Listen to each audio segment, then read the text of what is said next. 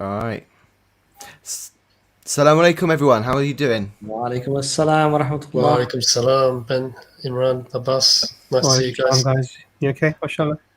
Alhamdulillah. So everyone watching, you'll probably wonder what's all this about.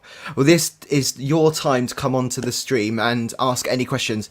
Now, there's only 4 of us now, but there'll be more of us. There's Darren, Hamza's going to come on soon, and Chris, Isa, Come to Success will be on soon. They're just running a bit late, so yeah, alhamdulillah. So have we got the link ready, guys? The link is ready, inshallah. And it is Awesome. the link. Anis will just pop the link up, inshallah. So Yeah, you can come on and ask any question you want. This is time for you guys to ask whatever you wanted to the EF Dawah lot, or even suggestions if you got suggestions for us, whatever. Or even if you're not a Muslim and you subscribe because you want to refute us, you could do that as well. But this is really about the fans, so inshallah. we have recently had quite a lot of emails that have come through, and there have been a few people who were Muslim and they left Islam in their sort of early 20s, late teens, perhaps. And me and Imran had a lovely conversation with a brother who's allowed us to put the video up, and we'll be putting that up soon, inshallah. And there were some really insightful details that the brother actually alluded to during that discussion, and I think those were quite important, I think, to share with people. And then, mashallah, we've had 1 or 2 shahadas in the last couple of weeks. In fact, probably more than a couple. Sometimes the people, they don't want the videos put up just yet because sometimes they're the only ones who know about their shahada in their family and friend circle. And we can appreciate that can be quite sensitive and difficult. But then 1 or 2 have allowed us to put the video up as well. So, alhamdulillah, we'll be putting those videos up. So, but what we do get a lot of requests from a lot of people, like Ben said, that people who are, they're not Muslim, and they've been watching especially like the gospel streams, and they've been watching the videos at Speaker's Corner, and they do get in touch with us quite regularly. We have a brother who we're in dialogue with at the moment, and that we will inshallah possibly arrange a stream, because he's left Christianity because of the doubts that he had about Christianity. And when he tested some of the things that were mentioned on the Sunday stream, he realized that there really wasn't a good foundation to believe the sort of things that he was told to believe. And so, he said, look, I've got some questions about Islam. He's been watching a lot of videos, and we will be doing a stream about that. But there's so many questions come up, and people do say, when will you have a forum where we can just join and ask questions? So really, this is what we wanted to do today. It's just to hand the link out, and anybody can come on board, and they can ask whatever they want to ask, and we'll see where the conversation goes. So I hand it over to Imran, inshallah, to add something to that. Well, alhamdulillah, I think you've added everything actually that we need. I just want to say, you've probably seen Ben before, you've probably seen Abbas, and even myself probably a few times. Let's introduce Brother Ayaz actually, because Brother Ayaz is probably, you haven't seen him as often as we'd like you to have seen him. So EF Dawah, we're a team of brothers, volunteers essentially, who get together and combine our efforts to try and do dawah for the sake of Allah. And there's another brother, Anis, as well, who's even shyer. We're trying to get him on camera, inshallah. We'll try and attempt that. But Brother Ayaz is one of the brothers who does a lot of work in the background. He does a lot of dawah to people who make contacts. You can imagine we get probably hundreds of messages on a daily basis, and some of them require quite intense discussions to try and move people forward. And Brother Ayaz, mashallah, is instrumental in not only maintaining that contact, but actually giving a lot of the dawah directly, and a lot of people finding their way to Islam, mashallah, has blessed him through him, mashallah. So we feel it's quite imperative that you get to meet him as well. He's another camera shy brother as well, mashallah. May Allah reward him for his efforts, inshallah, but he's very important and very knowledgeable brother.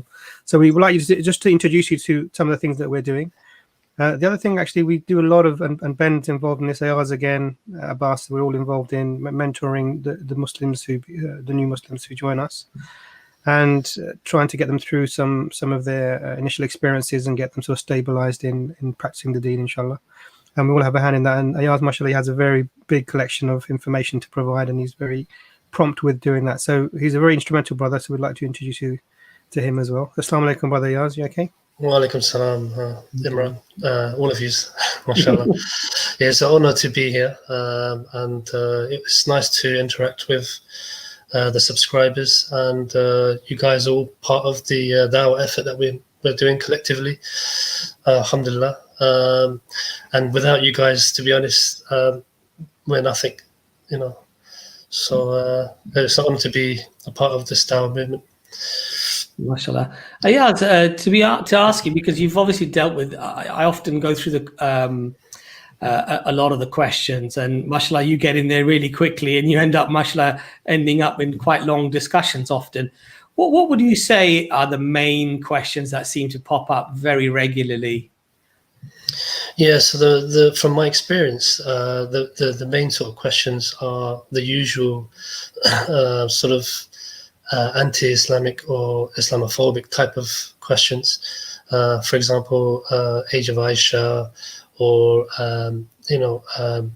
husband and wife relationship. You know, is wife beating, misconceptions. So really, mainly misconceptions that are out there on the social media that are affecting not only Muslim brothers and sisters but also non-Muslims.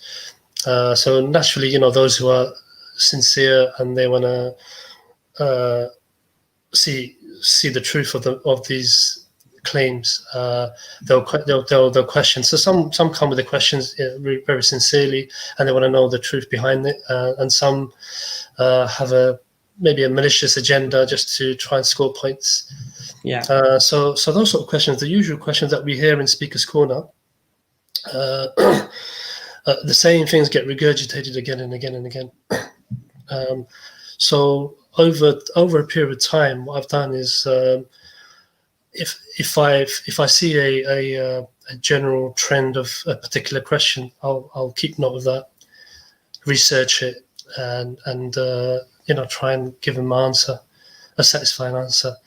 And most of the time, alhamdulillah, people understand the truth and the falseness of the claims that have been made out there. Yeah, no, alhamdulillah. So we've So we got some people in the background waiting, yeah, guys. Sure, so let's let them on. So I think for it to be easier, guys, we're just going to let them on one at a time, okay? Otherwise, we'll be all talking over each other and so on. So, Salaam alaikum, Red Pen. How are you? Alaikum salam wa rahmatullah. How are you doing, brothers? Can you hear me? Alhamdulillah, alhamdulillah. Welcome, brother. Jazakumullah khair. I just have one question and one comment very quickly. When it comes to like an anti-Islam, I mean, when we talk to Christians particularly and Jews, I find that it is common. I mean, I don't know if you also see that Jews all the time. I mean, they acknowledge and they confirm that Prophet Muhammad is a prophet. But at worst case, they said he's a prophet for Arab. But when it comes to Christian, I mean, they deny, they refute Prophet Muhammad. This is something I see always. I mean, can you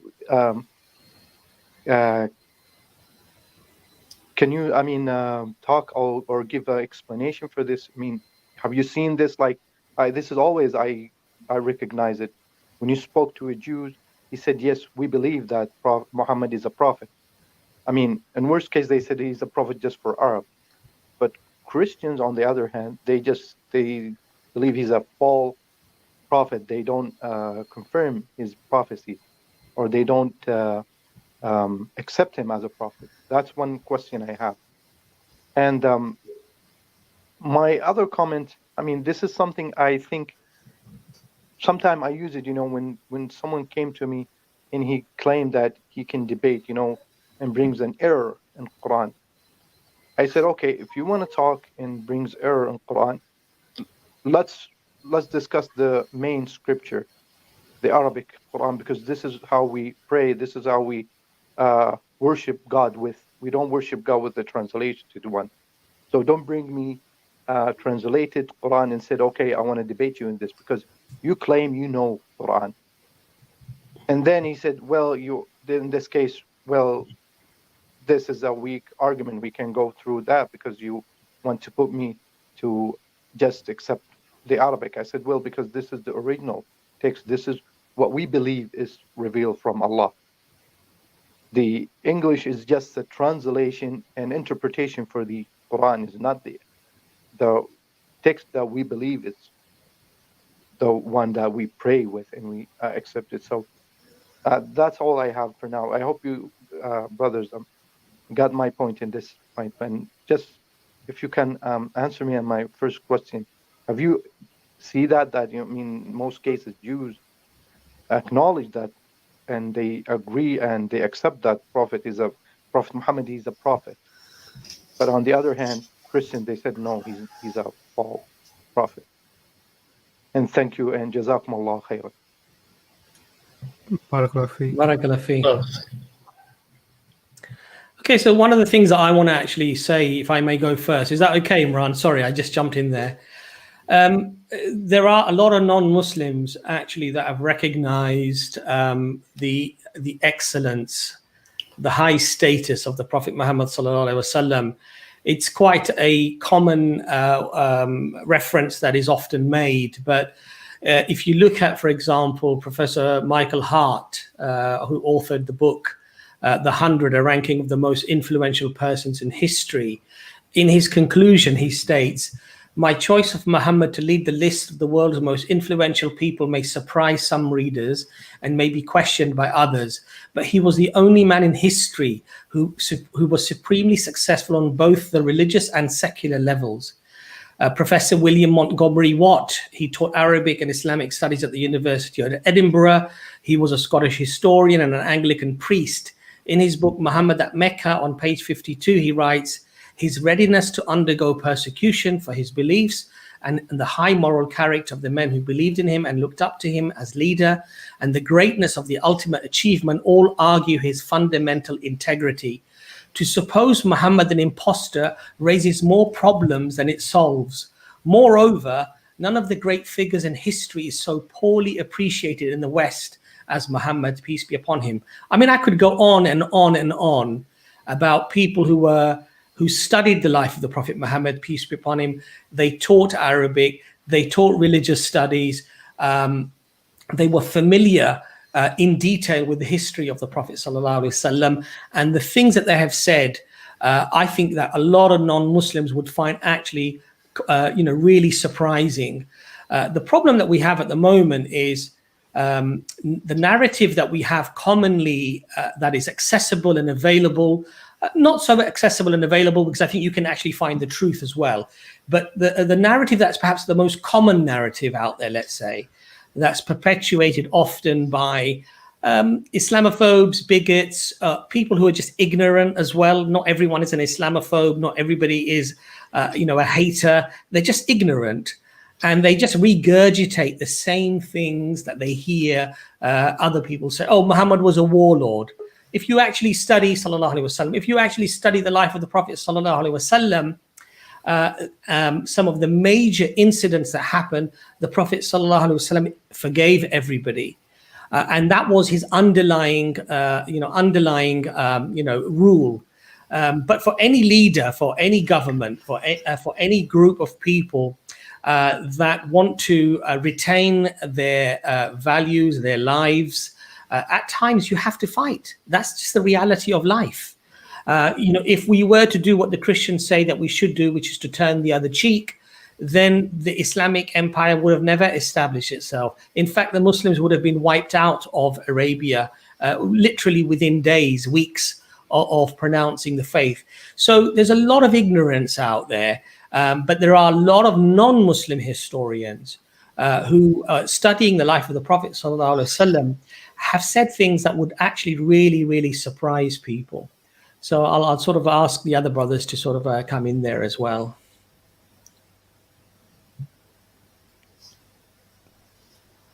Ayaz, bro, for yourself, mashallah. Yeah, I mean, I agree with Abbas, what Abbas has said. I think a lot of it's ignorance.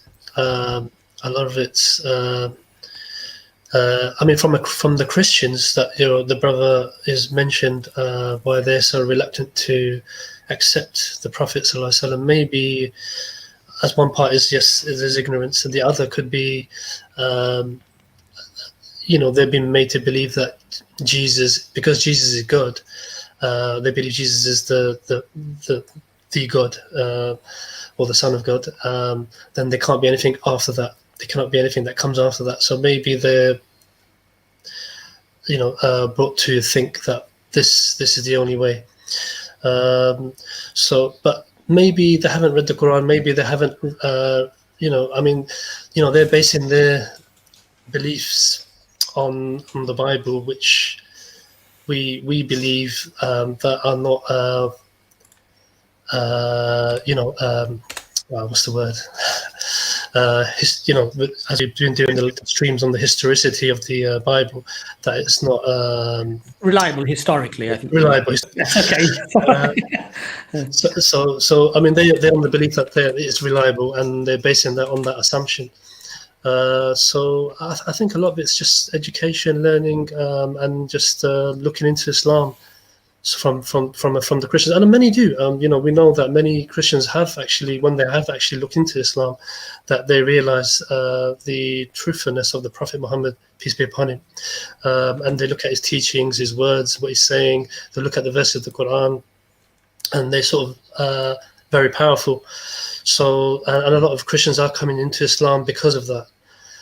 So yes and no, in a sense. So yes, Christians are coming towards Islam, and we have many examples of that. And at the same time, no as well, for those who have not looked into Islam yet. MashaAllah. So Red Pen, is that all good? Yeah, thank you, brothers. Jazakumullah khair. Barakallah.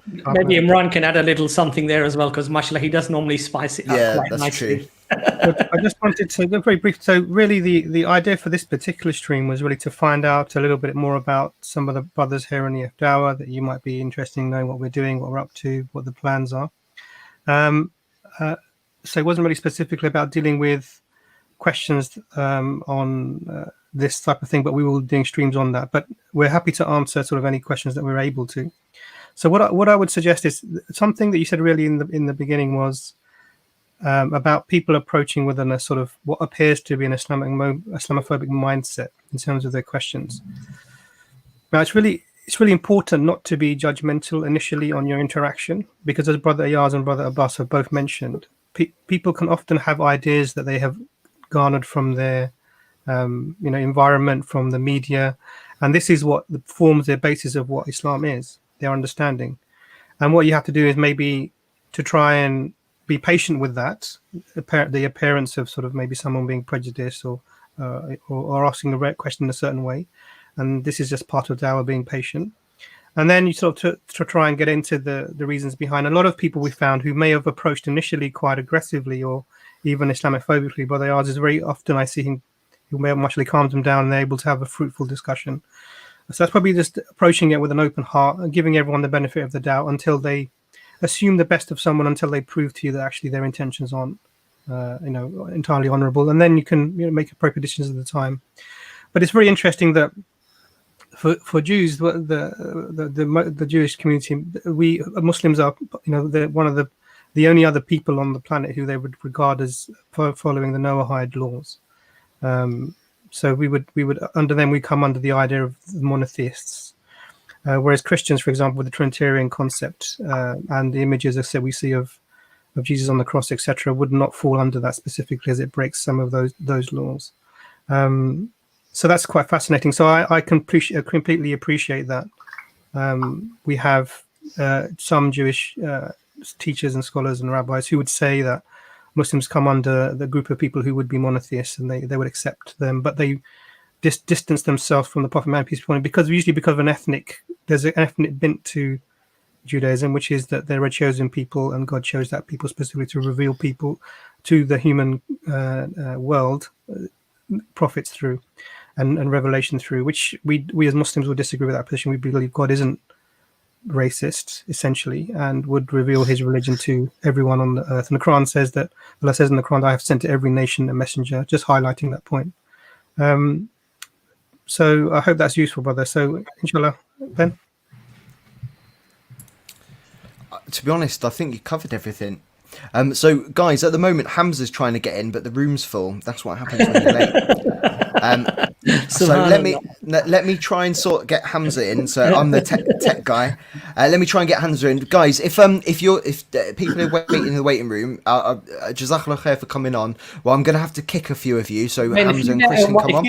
If you let somebody on and then maybe get rid of one person, then Hamza could possibly come in. Well, before we do, Imran, someone came on the first of all and asked a question because their mic's not working. Do you mind reading that out and answering that maybe quickly? And there's one on the screen as well. Someone's given us, mashallah, a super chat with a question. So what I'm going to do, guys, waiting in the back chat, I'm just going to remove some of you, the people that came on last, so Hamza can get on. So please feel free to click the link once Hamza's on, inshallah. Jazakallah khair. Sorry for that. To deal with SB's question, alhamdulillah, a lot of the brothers and sisters some of whom have left Islam, actually, and of course this is not to boast because it's all hidayah, guidance comes from Allah subhanahu wa ta'ala. But the brother, for example, who took his shahada yesterday from Ireland, he said that he saw EF Dow videos. He mentioned Brother Hamza. He mentioned Brother Muhammad Hijab. And he said that I've been watching your videos and a lot of your arguments actually, for me, were very coherent. They were intelligent and they were very different from the sort of things that I grew up with hearing. And so often they will contact us, people who've left Islam, and many times they will have a nice, honest discussion with us. And alhamdulillah, sometimes Allah will bless them with hidayah, with guidance again, and they will come back to Islam. EF Dawah, we don't just speak to people who are interested to become Muslim as new Muslims, but even if people have been and they've left, alhamdulillah, it's all dawah. We're interested to speak to anybody, inshallah, on that front. I'd second that. So what actually happens is we're aiming, the dawah is not aimed at a specific demographic of people. We're not just saying we're aiming for these people. The dawah is for everyone who is listening. And sometimes the dawah can be for non-Muslims a call to the religion, but for the Muslims it can be a reminder, inshallah. And it can make you aware of the things that you were already aware of, but now have become more so.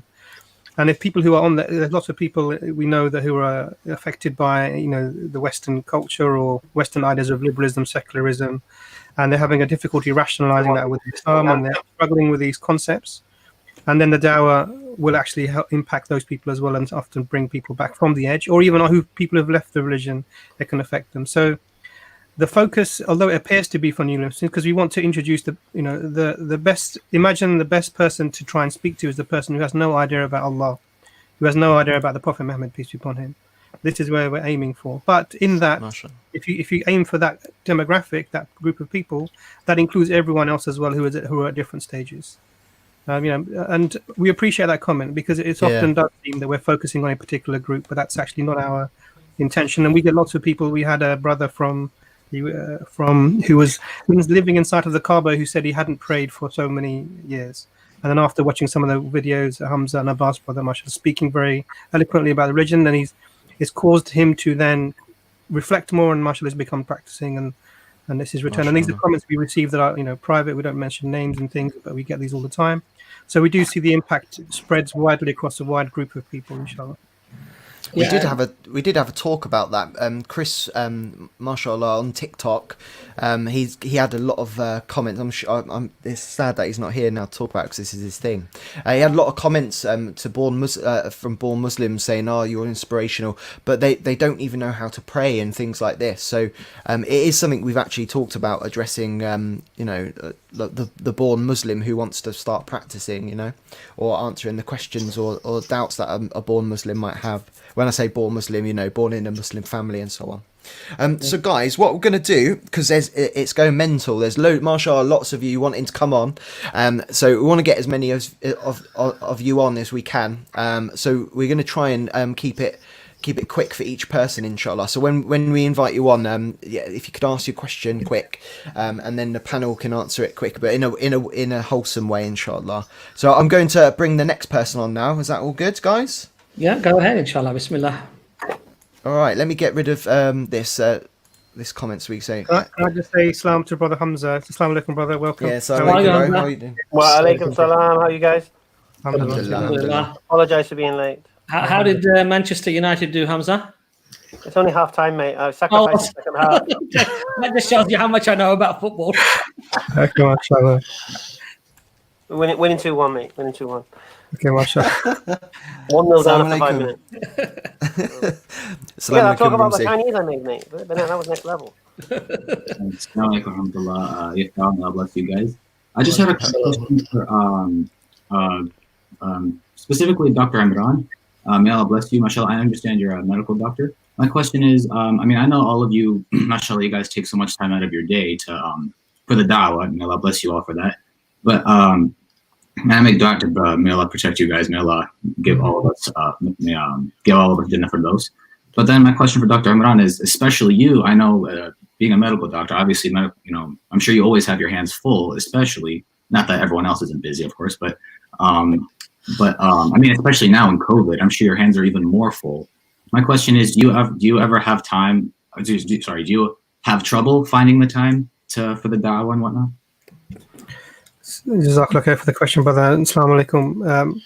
Yes, I always have trouble finding the time. I think the reality is everyone's very busy, and you're absolutely right. When during COVID times, we're inundated.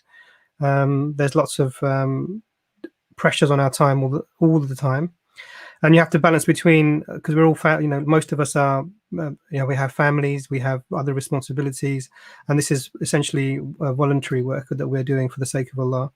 And what you will find in life is often there are important things that need to be done, and there's not, if you wait for the time being right, i.e. will I have the time to do this, then you'll never get to them.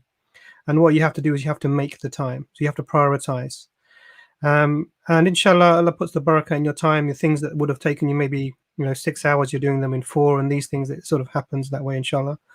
But yeah, it can be difficult, and there are often times when I've planned to do something and a clinic's overrun and I'm now 2 hours behind.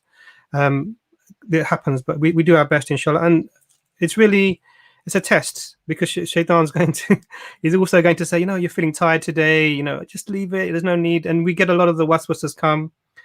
And I remember once when we had the shahada on Hamza's den the other day, and I had literally, one of the brothers was very, very unwell physically, lots of health issues going on. He came on, and I also had a very difficult day. And I thought the brothers are there, they'll cover it, but then I came on, and I was blessed. And one of the reasons I got emotional in that, actually, if you notice, I got a little bit emotional in that particular stream, was specifically because of that time. I thought if I had fallen for those waswasa, I would have missed out on the great blessing that happened at that time, mashallah. So, this is the thing to always bear in mind, that whatever your circumstances, everybody's fighting their own battles. And you have to also do the similar thing for the sake of Allah for the benefit of the people, inshallah. But yeah, if you asked all the brothers, I'm sure they'd say finding the time isn't easy. May Allah make it easy. Jazakallah khair for the insightful question. I appreciate that. Yeah. Jazakallah Jazakallah khair for coming on, bro. You're done. I won't take any more time. There's a lot of people want to come on. Jazakallah khair. I appreciate you guys. Assalamu alaikum. Wa alaikum salam. Wa alaikum salam. Alhamdulillah. Let's get the next person on. I recognise him. Assalamu alaikum, bro. Oh, you're muted. You're muted, brother. Just unmute yourself. Walaikum salam. How are you? Thank you.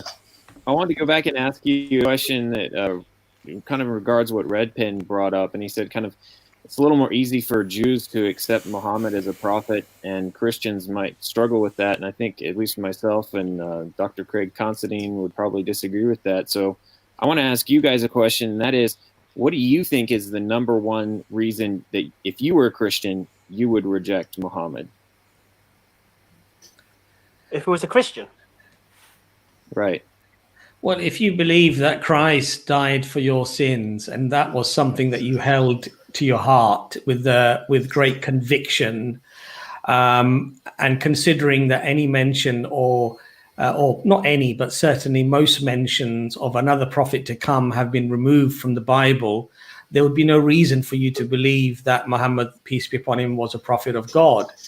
The issue, however, completely changes when you actually study the Prophet Muhammad, peace be upon him, with impartial and honest eyes. And you've mentioned Dr. Constantine, and he, I think, to his credit, being a Christian, has really put his head above the pulpit, as it were, and he's really come under a lot of criticism and under a lot of fire as a consequence of saying that basically this man was from God and he was a prophet of God. In effect, that's what he's really saying. But as I say, if you have the doctrine of Christianity as it stands today, then I suppose you wouldn't believe in Prophet Muhammad, especially so if you decided to listen to Fox News and some of the nutcases that are out there, maligning and lying about the Prophet Muhammad sallallahu alaihi wasallam. Quite frankly, why would you want to believe? Yeah, I would go a step further than that. I would say even if Fox News are saying these things about Muhammad sallallahu alaihi wasallam, how would that affect you as a Christian to reject him as a prophet? The prophets of the Bible do much, much worse things. For me, I would, if I was a Christian, the linchpin of my Christianity is the idea that Jesus is my salvation. And Muhammad sallallahu alaihi wasallam is claimed to be a messenger of God, and his message is Jesus is not the means to your salvation. There you go. So he's taking the golden ticket off me. It's a Willy Wonka's chocolate factory. So for me, even different Muslims have different reasons why they accepted Islam or are still Muslim and so on like that. And actually, it's weird because the first thing I thought was, I was just baffled. I was like, because I was an atheist before, bro. So, yeah, me too. So that from my experience, a lot of people that I talk to that are Christian, again, it's subjective from my just experience talking to them. The reason that they're Christian is because of an emotional reason or a subjective experience. Because I haven't experienced those things, I find it hard to think, if I was a Christian. So I kind of got to guess like I'm someone else. And then I'm answering a question as if I'm someone else. So it doesn't really answer a question. It's just hypothetical. Do you get what I mean there, bro? So I was thinking about, I was like, no, I want to try and do this, but I really can't, because if I was a Christian, I would be a completely different person, wouldn't I? Islam's changed my life so much. My personality's slowly changed as I've practiced the deen more and so on like that. That if I was a Christian, I would be a completely different person, and it wouldn't be the same person sitting here talking to you. So it's like saying, what would John say about the Prophet Muhammad, peace be upon him? It doesn't matter because he's, you know what I mean. Does that make sense, bro? Yeah, absolutely. Yeah, I appreciate what Brother Hamza had to say. About the real issue being, does Jesus save you? Is it Jesus who saves you? And I can totally understand, both of you coming from a non-Christian background struggling with that question, but I think Hamza hit it right on the head there. That makes a whole lot of sense to me as why someone might want to reject Muhammad. But again, if Muhammad doesn't speak against that, why would you? But it works the other way. It works the other way as well. So if I believe Muhammad sallallahu alaihi wasallam is who he claimed to be, by default, I can reject every other religion. For example, if Islam is true, if Muhammad I'll give doesn't an example, reject other Brendan. religions. If Islam is true, Christianity is false, Judaism is false as religions, Hinduism is false, atheism is false, secularism is false, all false by default. I guess we're talking about two separate things then: Christianity today versus the Christianity of Jesus, who was a Muslim. No, the Christianity of today. Right. You can't make up your own definition of Christianity. Christianity is what Christianity is. And the creed of Christianity is to believe Jesus died for your sins, to believe in original sin. We can't try and take it back. I think what Remnant is saying is that you're comparing it obviously to modern day Christianity, not what Jesus preached, because what Jesus preached in reality was Jesus has got nothing to do with Christianity. No, I understand, but his point is that if you were comparing it to the words of Jesus, then it would be a true different religion question. of that time. Yes, different question. I agree. It's a different because question. let's put it out there. Christianity has nothing to do with Jesus. The teachings of Jesus have got nothing to do with the doctrines of Christianity, nothing whatsoever.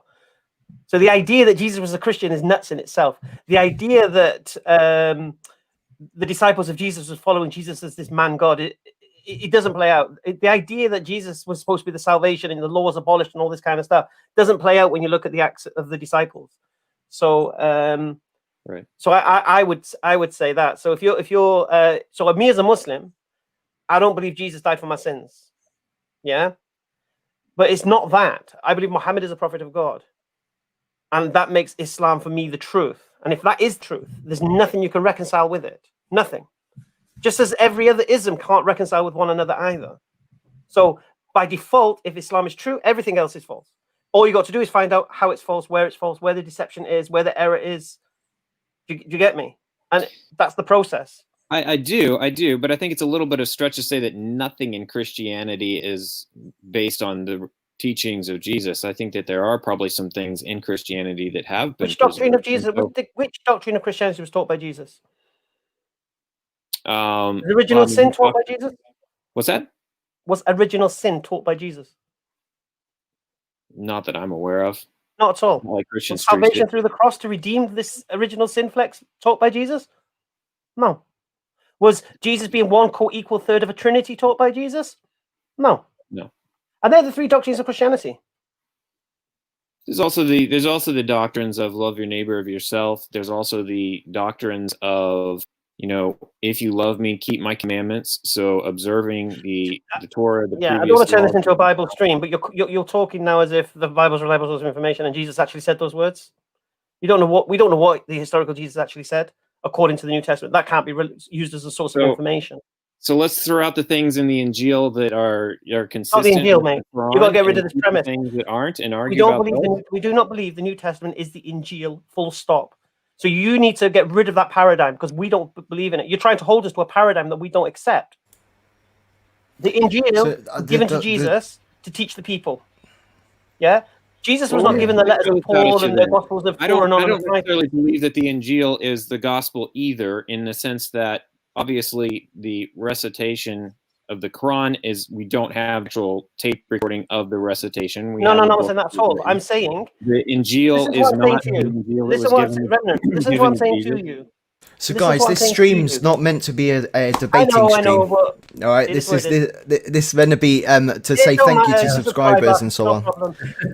Sorry, Renman. Just to emphasize that point, because I just want to double emphasize, Ben. You're absolutely right. This is we're not really meant to be. It's about finding out about a little bit about the what we're doing, answering basic questions. But really, one of the things that we've noticed about you, Renman, is that you keep doing these things where you use labels in a specific way, and it's not. We don't agree with your labeling.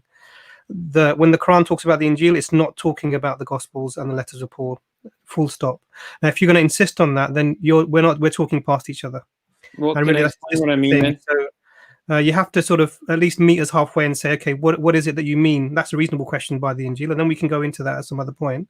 I can do that. In fact, next time on a Sunday when we're doing our talk thing, or specifically it's on Forum Sunday, Remnant. You're welcome. Just come and then we'll have a specific discussion on what that is. We've got another brother coming along, maybe to have a similar discussion on what it is that entails the Injil, and we can go into that. Remnant, you have a nice evening. To answer your question very quickly, I agree with you. The Gospels are not the Injil. The Injil is the message. Obviously, I do think that most of that message is contained in the Gospels that we have today, but maybe that's the percentage is maybe where we disagree. But that's all right. I'll see you guys later. Sorry, I misunderstood the. As Hamza would say, you're entitled to your belief. That's all right, bro. I'll see you Sunday, inshallah. Take care. Yeah. Looking forward to it. Bro. So the next person messaged me. He's been waiting very early on, and he said he's a non-Muslim, and I said, yeah, that's fine. So spreading the truth, his name is. So I'm going to ask you spreading the truth, the same rule as before. This isn't a stream where we debate religion and so on like that. So if you've got a question about EF Hour behind this piece, but it is a bit confusing with the title. So I'm going to bring you on, bro. So hello, mate. How's it going? speaking the truth. Assalamu alaikum. I'm actually a Muslim. Oh, walaikum salam. Sorry, bro. I thought you said that you weren't. No, I was asking because I know in past the streams on SC Dawa and EF Dawa, you guys ask for, is it Muslims first, non-Muslims first, and whatnot. Ah, there we go. Assalamu alaikum. No worries. Sorry, You nearly got booted then.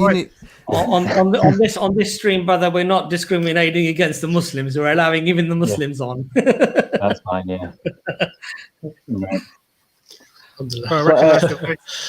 Yeah, I came on. I'm not coming on the stream before. I tried to get on SC Dawa before, but I think I got kicked because the Christians wanted to come on and talk and whatnot, which is fine because obviously I want them to have the precedence to actually learn, and inshallah, it'll help them. But all I wanted to say really was to reiterate what I think you've said and to build upon it. We all know about these critics who lie about Islam and whatnot on their channels and have the following and whatnot. And what I want to say to the people who follow those critics is fact check them yourself, because just imagine the reason why you go to hell is because you followed them. When you have the ability to fact check and see for yourself the lies that they have told, you've got people like Fareed, mashallah, he produces good videos, who refute them, and you can see this for yourself, and he provides you the evidence, and he says, go and check it out for yourself. And them lying doesn't mean Christianity is false. If you watch, for example, you can watch your streams on the historicity of the Bible and whatnot, and they can see for themselves. They can try counter it and bring their evidences and whatnot. But inshallah, I don't reckon there's evidence out there to refute it. Alhamdulillah. But to the Muslims as well who interact with the fans of these channels online, there is absolutely no point. They hide behind their profiles. They just insult. I had an interaction with a Christian who was saying, I got the Holy Spirit inside of me, nothing can stop me and whatnot. So I said, can you join the EF Dawa live streams and try and bring up the points? And the guy went on a barrage saying that I only listen to ex-Muslims who talk about Islam. He attacked Hamza, saying that, he only converted to Islam after 9/11. I don't know why he said that. Do you know what? I want to comment on that. Is that a negative thing? I know exactly, yeah. Oh, that's quite a courageous thing to do, to be honest. Yeah. So that's quite common, like in our society, Western society, when someone presents like someone with a different idea that's not mainstream, they will go to the person that refutes it first. So they'll go, why would I take it from Muslims? Because they believe in it. So I'm gonna be non-biased. It's like going to, I'm gonna teach some science, guys. Right, there's this scientist. No, I'm going to David Icke because he's refuting the scientists here. And why would I go to science? Because their bias is silly, man. It's really frustrating. Exactly. And then they said that, I'm not going to listen to what they say. I should dig into their personal lives, and I guarantee they're immoral people. I'm sat there thinking, what has that got to do with anything? You've just committed fallacy after fallacy. You've said basically you got the Holy Spirit, and you're not going to go on the streets. Doesn't Paul say everyone's immoral? Everyone's good deeds are like filthy rags before God and all that? I think what it seems like paradigm. People like them are not only ignorant of their own religion, but extremely ignorant to Islam, because they follow these critics. And if you, any Christians, only people watching this, my YouTube channel is the same as this. If you click on the About page, you can go to my website. I've collated all the evidences for you where these people have lied. You can check this out for yourself. And I want you to fact check it. I want you to check the evidence provided, and you will see this for yourself. Don't take my word for it. Just check this yourself, and you'll begin to realize, and you'll think for a second, hang on a minute, if Islam is evil like these people want to say, why are they lying about it? And then you'll come to the conclusion that inshallah you will come to this, that Islam is the haqq, and you will convert to Islam inshallah. Jazakallah khair, bro. That's a powerful message there. Thank you for coming on. Thank you. What's your name, bro? I don't tell people my name just for privacy reasons. Yeah, no worries. Especially if you're interacting with All right, Assalamu alaikum, bro. I mean, one thing I just wanted to very quickly add there is that for somebody who's a reasonable person out there, an honest person out there who wants the honest truth, if the people are lying to you about Islam and about the Prophet Muhammad, peace be upon him, and you find out that actually they are lying, you need to ask some very serious questions. And the first one would be, if there was so much evidence, actually factual evidence, that would be very damaging to Islam and to the Prophet Muhammad, peace be upon him, why wouldn't they use that? And the very fact that they have to lie, and alhamdulillah, Allah in Surah 18, verse 56, he clarifies this point. He says, we send the messengers only as deliverers of good news and warners. Those who disbelieve argue with false arguments. Allah raises this in the Quran, with false arguments, in order to defeat the truth thereby. They take my verses and my warnings as a joke. And so, at the end of the day, Allah has already touched on this, that they will attack Islam and they will attack the Prophet Muhammad sallallahu alaihi wasallam, conjuring up these lies, this deception. And for any Muslim with even the average, basic knowledge of Islam, you will soon realize that these arguments are just fallacious. They're just literally just all made up lies and fabrications. Cool. Assalamu alaikum, bro. Okay, thank you. Gonna get the next guy on because there's loads of people trying to join. The system's going, there's more than 10 people trying to join, like it's getting too full. So right, here we go. Assalamu alaikum. You're on, you're muted. Assalamu alaikum. Wa alaikum assalam. Walaikum salam. Oh, okay. Can you guys hear me? Yes, We can now. Yeah. Okay, wonderful. So I just wanted to clarify on the concept that white Christian would reject Muhammad. So when it comes to Muhammad, it comes to the morality of Muhammad. When we compare Jesus and Muhammad, we can clearly see that there is a difference in terms of morality. For example, Jesus nowhere teaches that if anyone leaves Christianity, that they should be put to death, for example. But Muhammad and the Hadith says anyone that leaves their religion should be killed. And then furthermore, if we look at the Can you quote that Hadith, brother? The one that you've just mentioned. Sure thing. So I don't have it with me right now, but I know that Christian Prince multiple times quoted that Hadith. And just to carry on, for example, Christian Prince, did you just quote it as your source of information? No, I'm saying I've also went on the Sunnah website. I can tell you guys it's reliable. Can I ask you, do you believe Christian Prince is a reliable source of information? I will get back to you on this, but I just want to answer that question first. Well, I'm just answer the question first. No, I just want to say something, and then first answer that question, my friend. Yes. You've come on a trouble causing, right? So let's start with the facts. No, I'm just letting you know. Do you believe Christian Prince is a reliable source of information?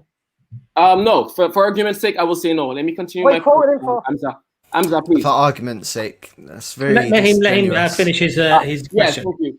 And then, for example, we look at in the Bible, Jesus says, anyone that looks at woman with lust has already committed adultery. No, it doesn't. Come again? It doesn't say that at all. Yeah, it says anyone that looks at a woman with lust already committed adultery in their hearts. In their heart? Yeah. That's got nothing to do with adultery. Yeah, but let me keep going. And then when it comes to the Prophet Muhammad... No, let's stay on that point, because you're trying to make a point from that. Hamza, don't run away. Hamza, please, let me make my point. Don't run away. Yeah, you try. No, you're the one who's going. Taking him off. It's wrong stream. Really disrespectful, bro. All right. Never mind. We're gonna get it, aren't we? Let me just very quick, let Imran quickly address that, actually, because I think we're I don't mind if somebody comes up with one question and they want that question addressed, but please don't read out a telephone directory, copy and paste from Christian Prince or from David Wood. Please don't do that, because it would be like you going to Osama bin Laden or somebody and asking them about Islam and what Islam actually teaches and what it means.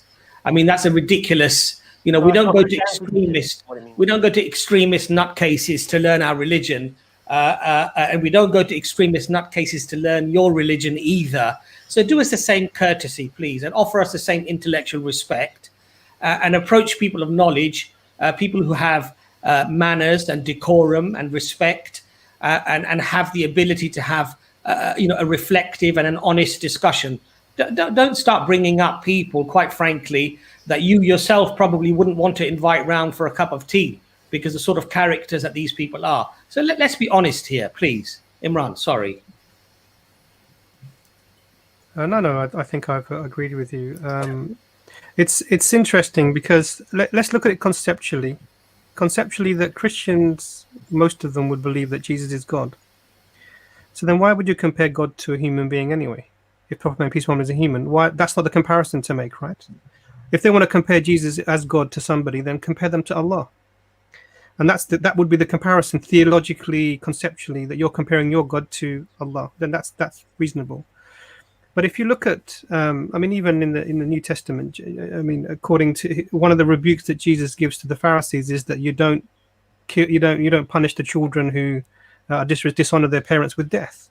I mean, he's talking about the Old Testament laws, and if you look at the depictions of the prophets in the Old Testament, they raise. I mean, Lot sleeping with his, I can't remember if it was Lot or not, sleeping with his own daughters, and all sorts of strange things, and drunkenness, and Allah forgive us for even saying these things, because we would never have concepts about prophets in this way. And I think the main issue here is it's interesting because they're not dealing with the theology. His problem was the reason that he doesn't like Islam is because of the Prophet Muhammad, peace be upon him. But there's nothing that you can point to. There's nothing you can point to about the Prophet Muhammad, peace be upon him, but you can't point to any other prophet in the Old Testament. And that's the problem that he's going to have now. So then they have to come to Jesus, peace be upon him, who in their minds is God. So then that's not the comparison to be making in the first place. But anyway, it's not a. Ayaz, any thoughts? What are your thoughts Just a quick one on the apostasy. I mean, according to Deuteronomy 13:13, you should go burn down their cities.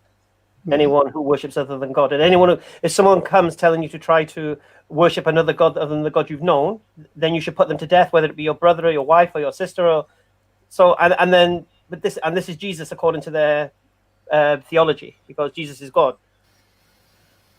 It's such a garbage, and that's what Christian Prince does. And if he was here, we get rinsed in just the same manner. So these people think, oh, you're too afraid to call Christian Prince. Listen, the arena's open. Open forums open, Bible streams are open. Christian Prince is welcome. Yep. So the bit I just want to clarify to that person that came on and any of his fans or whatever, that the reason I kicked him off, not because like we're running away or anything, literally the wrong stream. This is hey guys, you want to come and sit down with us and talk to us about like fan time. This is for the people that have supported us through the years, for them to get a chance to ask questions, maybe about behind the scenes. I think you set these guys up so you keep me interested in it. You know what I mean? That's what it is. So what I'm going to say. So what I'm going to say, guys, is that I'm going to say Muslims have a priority, so that doesn't happen. Yeah. All right. Say that again. He looked like a Muslim, Mansur Abdullah. Yeah, I think it was deliberate. So the idea really is that the message that EF Dawah is trying to give out can only go via the brothers and sisters who are supporting us and then helping us to get the message out there. And this is really to give you guys a voice. You can come and ask questions about what we're doing, what we're planning, where we're heading, what things you'd like us to do in the future, these sorts of things. Which is really why it's about meeting the subscribers, because really everyone here who's supporting in any way what they're supporting us with is enabling the work to be done, inshallah. And so you have a share in the reward. So this is really what it's all about. It's just to give you guys a voice. Come and ask us whatever questions. It's not really meant to be a debate, but we'll answer any questions that come, inshallah. So please, next guest, please, inshallah. Yeah, I was going to say, because usually when we have a live stream, we ignore the comment section because we're dealing with the guests on the screen. And so this is more, we should be interacting more with the comment section as well, getting questions up out of them, because this is the attention we should be giving them. Assalamu alaikum, Saqib. How are you? Hello? Hello. I think we have to reserve our salams. Yeah. Assalamu alaikum, Saqib. You're live on EF Dawah right now. I bet it's been waiting for so long. I'm going to remove him, but I'll bring him on in a minute, inshallah. So next person. Assalamu alaikum, AA London. How are you? I can't hear you, bro. You're not muted, but there's maybe your mic's not plugged in. Maybe connection. Yeah. It's like, oh no, I waited all that time, and now I've got you can't even say anything, man. Sorry, we'll give you time to. Yeah, let him sort out the sound, and we can have him back on again, inshallah. All right, inshallah. Right, here we go. Big Shaq, how's it going, bro? Assalamu alaikum. Is it us? Big Shaq? Yeah, we can't hear you, bro. What's really, going on? really nice image there you've got, mashallah. Reminds me of the Universe from Nothing video on Pastor channel. Third time lucky. Big Shaq, can you hear us? I think it might be our problem, guys. That's weird. Well, There's 3 people in a row. I'm gonna bring Saka You hear back me on. now? Yes. You can hear. Okay, yeah. No, that was my bad. I have software because these are gaming headphones, so I have There different we go. settings for different things. So yeah. What games? Oh, Apex, League of Legends, everything. Have you checked out my Twitch? I do Dower gaming. Dower Gaming, yeah. Yeah. Give me the link, bro. Give me the link. Ben Ikra. Ben Ben Ikra. Ikra. Just Ben yeah. Ikra Just a Twitch, cheeky yeah. plug there. Sorry, guys. I had to. No. I respect I'm going that. to go change my green screen now for that. Yeah. Ben Sorry. Ikra on Twitch. No, I get it. Alhamdulillah. Anyway, salam alaikum. Walaikum salam. Walaikum salam. I make us a little bit too good. So, I've been wondering about this thing. Yeah, I want to see what you guys think about this argument, because you guys, this is what you do. You argue with people. And I'm a Muslim, by the way. Just to mention, I don't want beef like the other guy. My sources are Christian. That was so fun. He got me there. He got me. Anyways, and so as Allah says in the Quran, we Muslims, we believe that that we took a covenant before we even became humans as souls. We wanted to become human beings. So this life, as Muslims believe that the life is a test, and actually we wanted to do this test.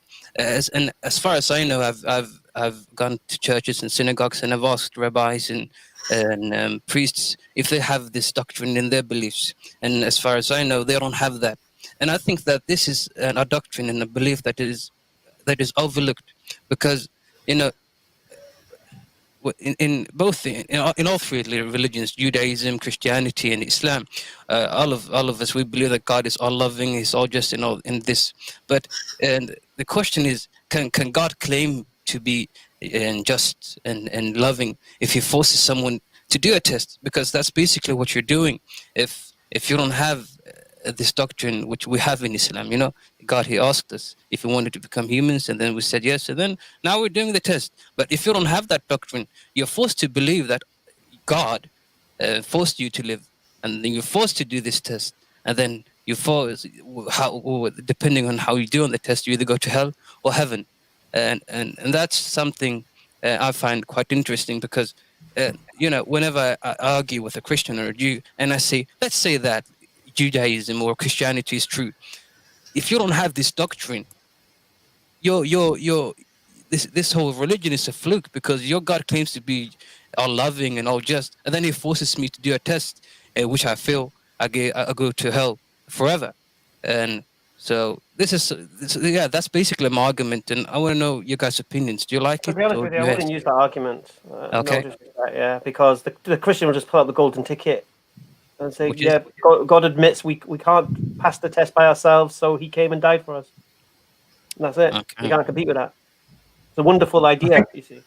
The interesting part of it is, if you go right down to the foundation of this, the idea is that somehow God has to gain our consent to make us. Oh yeah. And there's a flaw in that concept. So, for example, imagine you're into robotics and computing, and you can create an AI robot, that has something that we would approximate to consciousness. You can do that. Would you need to seek consent? You wouldn't need to seek consent. You could, because you have the ability. You would do that. Yeah. So the idea that consent is necessary for it to be just is, God basically can do as He wills. Okay. And so to enforce this idea of the consent being required is fascinating, but I think that it would be problematic, because what we consented for, because the only thing that we understand from the Quran is that in the ayah in the Quran talks about the fact that we testified that Allah is our Lord, and this was the creation of the fitrah. We had this the question asked of us, do you accept me as your Lord? And that was the question. We're not told anywhere else the question was, I'm going to put you to the test. Is it okay for me to test you? That wasn't. You have to go with even in the Garden of Eden, the whole concept is that Adam was already created when the consent was taken, so Adam was already around. So I think it's interesting, really. Mashallah, deep thinking, brother. Mashallah, may Allah reward you. I can see potentially there could be. Anyway, that's my thoughts. Anyway, Big Shaq, before you go, I love your picture. I think I might copy it. Yeah, no, take it. It's not even mine. It's from Google. Good stuff. Okay. Yeah, thank you. Thanks. And may Allah reward you guys for the da'wah you do, mashallah. Jazakallah khair. Ameen. Thank you. Allah. Assalamu alaikum. Assalamu alaikum. Salam. Ben, could you get a question for Ayaz, please? Because he's hiding. Of course. 1 minute. There we go. I'm just going to get Saqib back on. Assalamu alaikum, Saqib. Have you sorted your mic out? Are you there?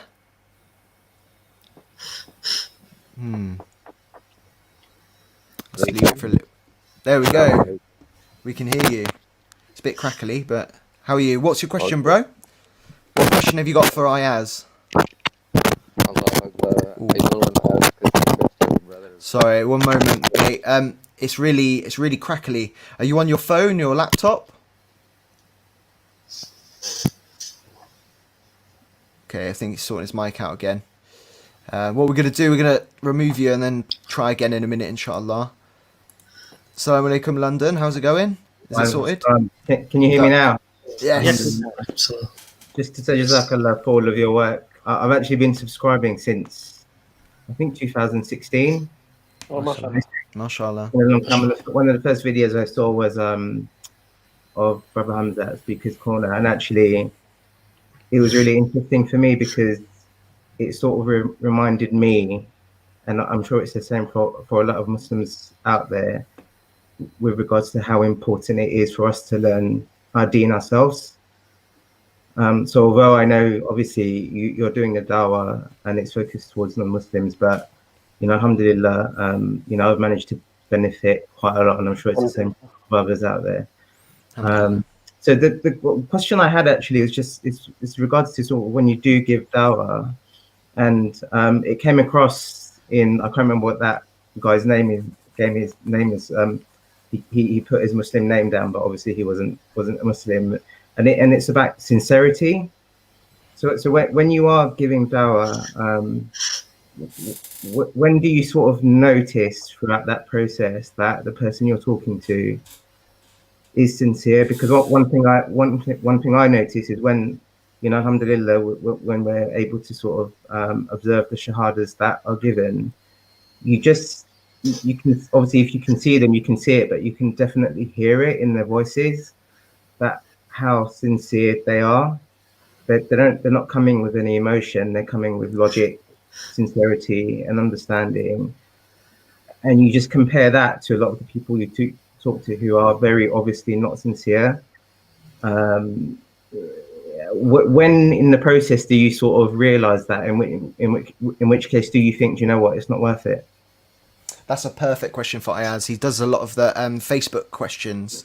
A lot of them. We get a lot a day. MashaAllah. He smashes through them. Yeah, so from observing the brothers doing dawah in Speaker's Corner and various places, and also observing sort of questions that we get on messages. So let's say someone poses a question. The question is answered pretty thoroughly. And then without accepting the answer, they'll go on to the next question. Yeah. So it'll be like a one after the other sort of thing, and they wouldn't, budge from there. So that's like a telltale sign that they're just preloaded with questions and just got an agenda. But then someone who's got sincerity, then they'll say, okay, yeah, that makes sense. But they still may have additional questions. But you can tell by their words, the words they use, and how they come across, that they're more genuine. So, yeah, I'd add for the Speaker's Corner kind of dawah. It's amazing because we don't know who we're giving dawah to, because we start the conversation, we think we're giving dawah to this person, and then you can see whether their eyes are glazing over. You can see whether or not they're just trying to trouble cause. You can tell by the questions, the people they quote, and things like that. Like we know the trigger questions. We know, as soon as we talk about age of Aisha, this, that, the other, whatever. How can Prophet marry? Then we know. All right. So then the next stage is when I realize this person I'm talking to is not the receptant of the dawah. They're too arrogant. They're too big-headed. They're not going to get it anyway. Then I start fishing in the crowd, and I might clock a non-Muslim couple or something watching and think, right, subhanallah, the dawah's for them. That's who it's for. I'm using this person now to give that person dawah. And then obviously with the YouTube cameras there for the YouTube, alhamdulillah, then it permeates worldwide. And then subhanallah, people resonate with what we're saying. Do you get me? So sometimes I'm just using Speaker's Corner as an example. You might even know that this person isn't serious. But I'll be honest with you, we have this knack, because we only go once a month. There's always a new troll in the park, right? And because we only go once a month, we don't know who they are. So we're talking to this person thinking we're genuine, and I can see Hashim going. And I'm like, oh, flipping out. And we're always seen to pick on the troll, because what happens is the regular speakers at Speaker's Corner, they know who the trolls are because they're there all the time. So they don't give them attention. So I go there and I'm just fishing for somebody. Yeah. And this guy comes up really excited. And I'm thinking, yeah, right. And then I'm like, Yeah. oh, flipping out. The funny thing is about this year in COVID, I almost get the impression that we've got a similar situation online as well. So we often seem to get our common callers into, whether it's SEDAW or EFDAW, whatever it is, we seem to get our common sort of trolls that are sort of dialing in to ask their question. But inshallah, you know, maybe one day they will get the guidance. Well, to be fair to the trolls, the arena that I do is Yeah, set up. yeah, I'm stomping on their bridge. Come on, come up. You know what I mean? yeah. So we're enticed. We want the trolls. Yeah. So And can I the give a slightly Bible different? seems we'd rather someone who's a bit intelligent. But again, it's only this is the only stream that I think we've done where we're just addressing Muslims and just Yeah. chatting and chilling. Do you get me? So I found it bizarre that a troll would come on this and start asking stupid questions as if he's never seen any F-Hour video. SubhanAllah. So just to add to just a couple of things. So I agree with everything the brothers have said, mashallah. You can tell by the responses you get. But there's two things that are to bear in mind. What is your intention for giving the dawah? So I'm going to read an ayah from the Quran. This is in chapter 12, verse 108. And this is addressed to the Prophet, peace be upon him. And it's really interesting. Say, O Prophet, this is my way. I invite to God with insight, I and those who follow me. Glory be to God, and I am not one of the polytheists. So it's actually a sign of being a follower of the Prophet, peace be upon him, to be giving the dawah. So this is one of the reasons why we do it. It's mandatory to be giving dawah. And the important thing for you to do is that I'm discharging a duty that Allah has based upon me that I have to do. That would be the first thing. The second thing is that people go through phases and it's very hard to change someone from a position that they've been locked into through all their lives, and that does come across as insincerity, particularly when they've learned all the arguments. But you know, when you take a fish out of water, this is when it starts thrashing around the most. Yeah. So sometimes that's a sign of them battling against the thoughts or maybe the doubts that might be in their hearts. So you never know down the line. If all you're doing is planting a seed. If the soil is fertile, you'll see the shoots very quickly. But even in hard soil, at some point there will be rain, and that rain is the test from Allah come to everyone, and that can soften that ground, and then that seed can take root, and you never know. It might be your words 10 years down the line where that may have an effect. So perseverance, Allah. Sorry, guys. Just before you go, bro, this is logistical. Chris is trying to get on, so I'm going to ask the audience not to try and come on just yet. I might have to kick someone from the thing to get him on the panel. So, AA London, when you leave, right, Chris, go now. So, thank you, AA London. You're a legend. Jazakallah. Walk with Chris. Hashtag walk with Chris. Walk with Chris. Jazakallah. Assalamu alaikum rahmatullah. Awesome. So, guys, we're going to try and get Chris on. Inshallah, we'll see if we can get on. But we might have to remove someone from the back chat for that to happen. Nope, unfortunately, that's not him. I'm going to get Sakib on again. He said he's fixed his mic, inshallah. If not, we'll remove him. Assalamu alaikum, bro. Can I ask everybody who's watching to like the video, please? Like the stream, share the stream on all your social medias.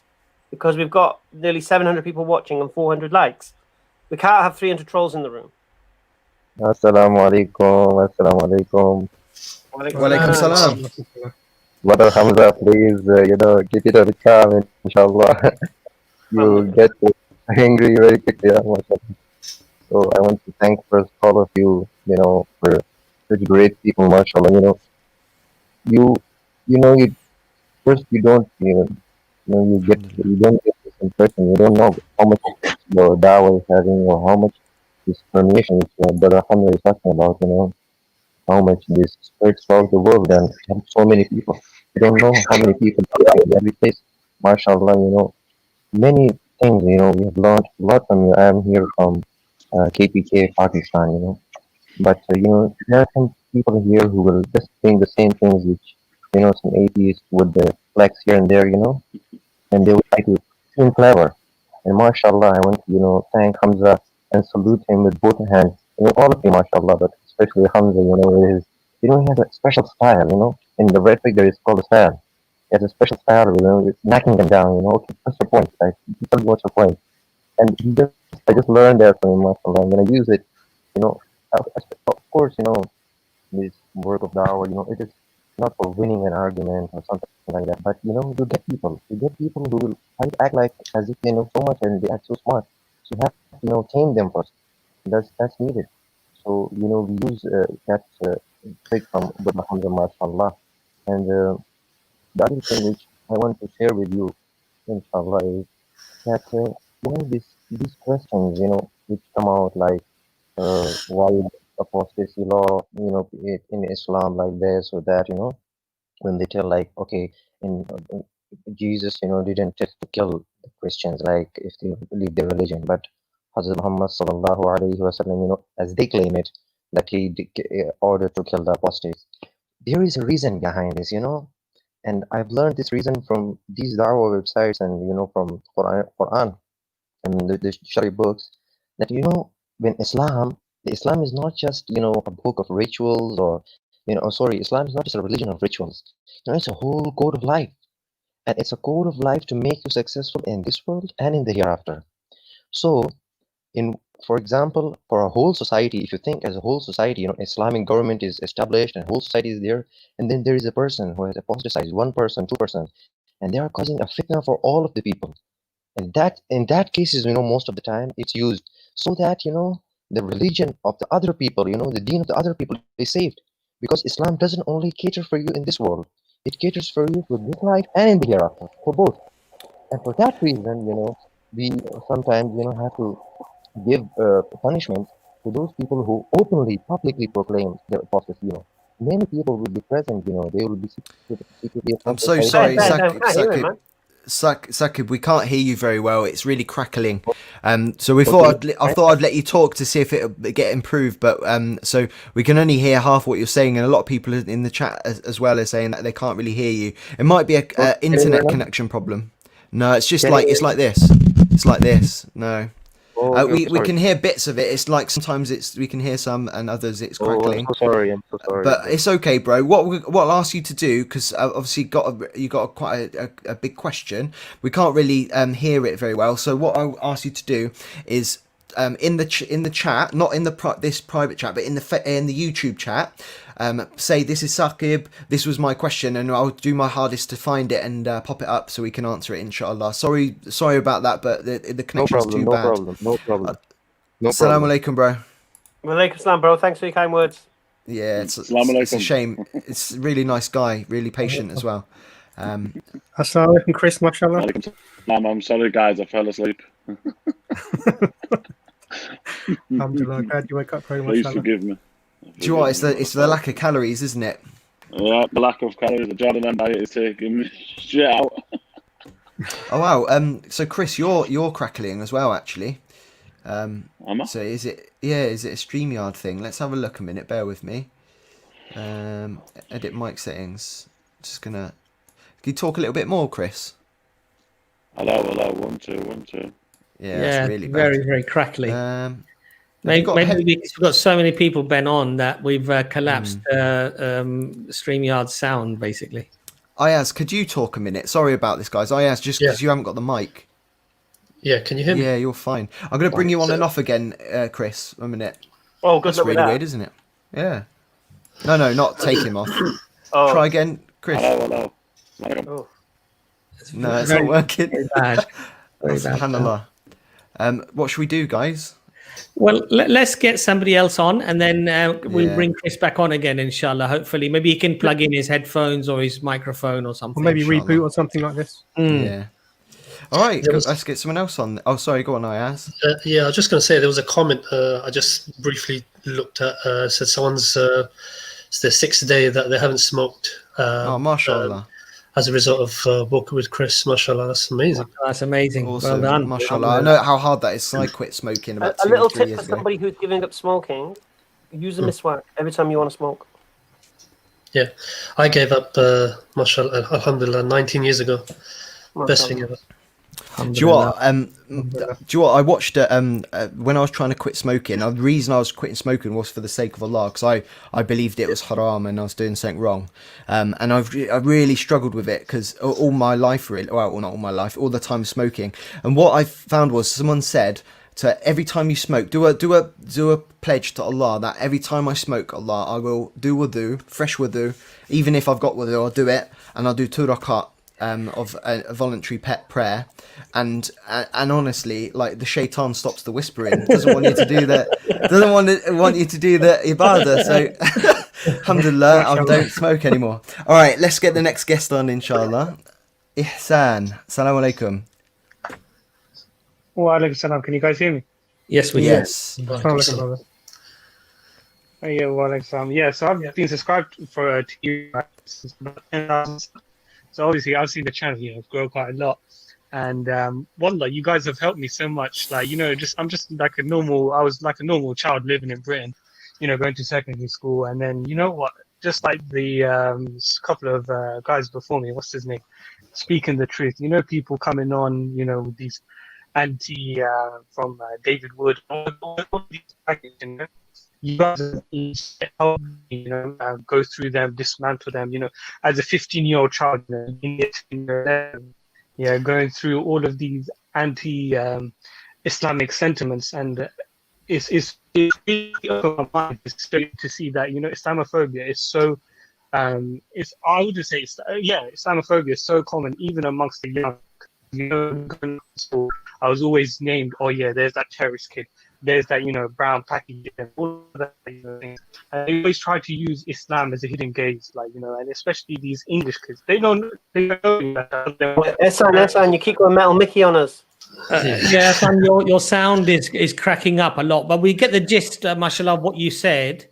And to be really honest, one of the reasons for setting up EF Dawah and doing the Dawah was not just to present Islam for people who were interested to become Muslims, but one of the greatest ways that a person can get close to Allah subhanahu wa ta'ala is to remove those doubts, or to learn knowledge, to have knowledge of Allah, to have knowledge of the Prophet sallallahu alaihi wasallam. And so doing this and being part of EF Dawah, it's actually forced us to have to read and learn and try to sort of learn our arguments and learn about Islam ourselves. So alhamdulillah, because of your support, I hope inshallah ta'ala Allah has helped us to grow as well. It's perfect opportunity to mention, guys, everyone watching. There's quite a lot of people watching. Let's have a look. 650 people watching. Guys, if you'd like to support EF Dawah financially, we have a new thing called members. So if you're watching on YouTube now, have a look at the subscribe button where you click to subscribe. There should be a one that says join. If you do that, you can pay, I think it's $2.99 a month, isn't it? And it just helps the channel out. It helps us get the stuff translated. It helps us buy better microphones for this sort of thing, and things like that. And also just to give something back, we create some cool emojis that you can use if you're only a member. And inshallah, once in a while we'll do maybe like a stream just for the members to say thank you live, and then whack it after it's live. We'll whack it out for the public, so just for the members, inshallah. But that's something that we think about for the future. But it's the money that you give for EF Dawah is for the sake of Allah. It's every person that takes shahada, and we're getting quite a lot recently, mashallah. You get the rewards in that just by giving that $2.99 or whatever you want to give. We also have a Patreon account and a PayPal. Check the description; it's all in there, guys. Jazakallah khair. And mashallah, Ben, just to remind the brothers and sisters, the bulk of the money at the moment that we spend is on translations, and so we've probably spent many thousands of dollars because we generally pay in dollars to do the translation. So if you look at the Arab channel, mashallah, we have, I think, around 255,000 or 56,000 on EF Dawah subscribers. And then we have, I think, around 70,000 on the Arab channel, and Indonesian channel. There's another 60 or 70,000 there. There's a Balkans channel, and we're thinking of doing Spanish and Portuguese and possibly French as well, because there are a lot of Spanish and Portuguese speaking people around the world. I think Spanish alone is over 500 million people. And so it really does help to be able to translate the videos. At the moment, we're on a bit of a tight budget, so we can't really translate as much as we would like to translate.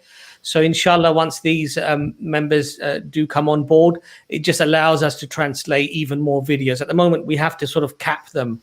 So we can only do 2 of this, 1 of that, maybe 2 of those, because it is quite expensive, because it takes quite a long time to transcribe them in English and then have them translated. The average cost is probably around $6-7, even sometimes up to $8 per minute to translate the video. So it is very, very expensive. So mashallah, as Ben has alluded to, you know, the members and the Patreons and what have you, that they're actually contributing to the dawah. So it's we're very, very grateful for that. Jazakallah khair. Alhamdulillah. Ihsan, have you got anything else to say, bro?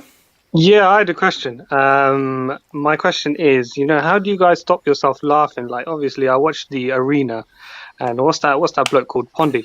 Yeah. Yeah, how do you guys stop yourselves laughing? Because I saw Ijaz, you know, a couple of times trying to laugh, and then he just switched off his camera, and I couldn't stop laughing after that. You know, how do you? Because we tell each other off.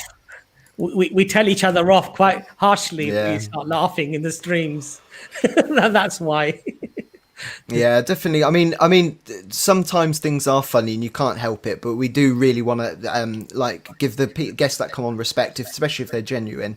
But yeah, there's been a few times that me and Ijaz has had a snigger, you know, we just like laughed like that, but we put the cam off, you know, so that we get some like characters, don't you, that come on. You get some funny characters. Alhamdulillah. Okay, thank you. Assalamu alaikum. Wa alaikum salam. I think we try really hard not to become, and as Brother Bas mentions often, not to become that person that puts somebody off.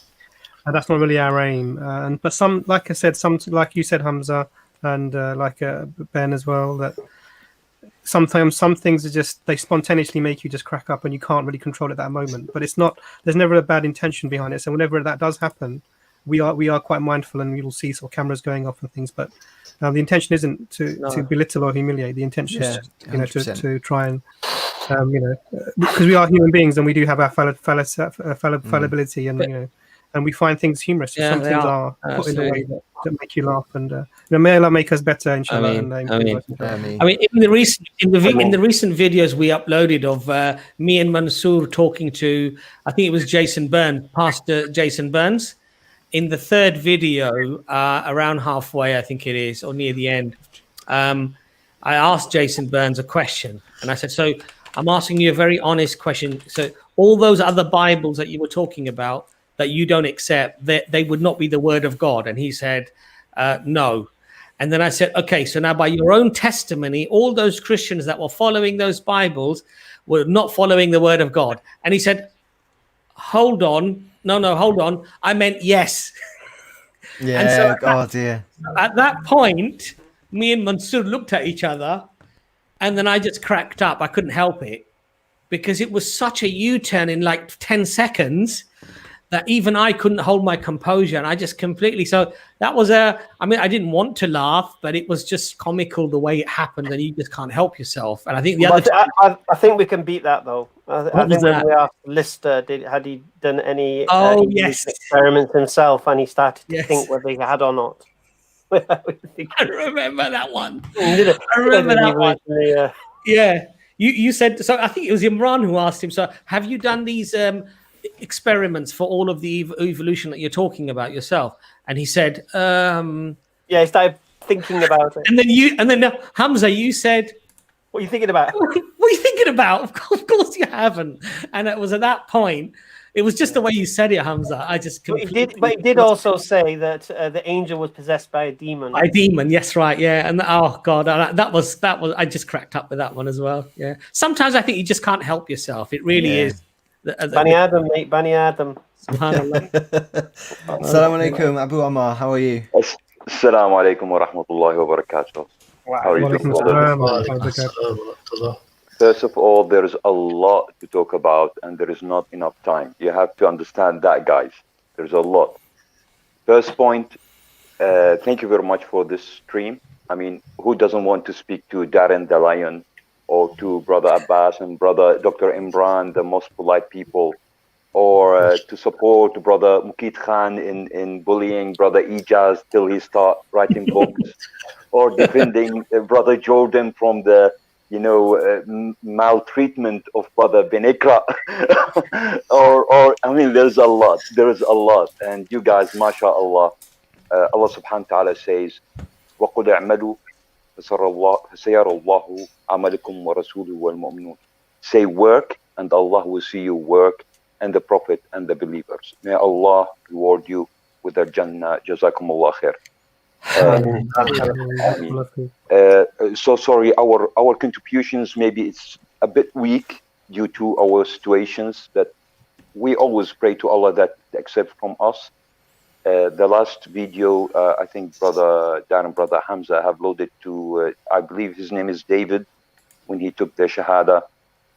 A lot of us, we cried, because Alhamdulillah, as our Prophet taught us, when the Prophet, peace and blessing upon him, went to a certain area in Mecca to give them da'wah, and they mistreated him, in his way back, Allah subhanahu wa ta'ala sent an angel.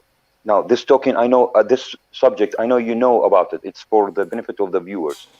Allah subhanahu wa ta'ala sent an angel to the Prophet and asked him, just say the word, and I will slam the Al-Akhshabain. Al-Akhshabain are two mountains on those people.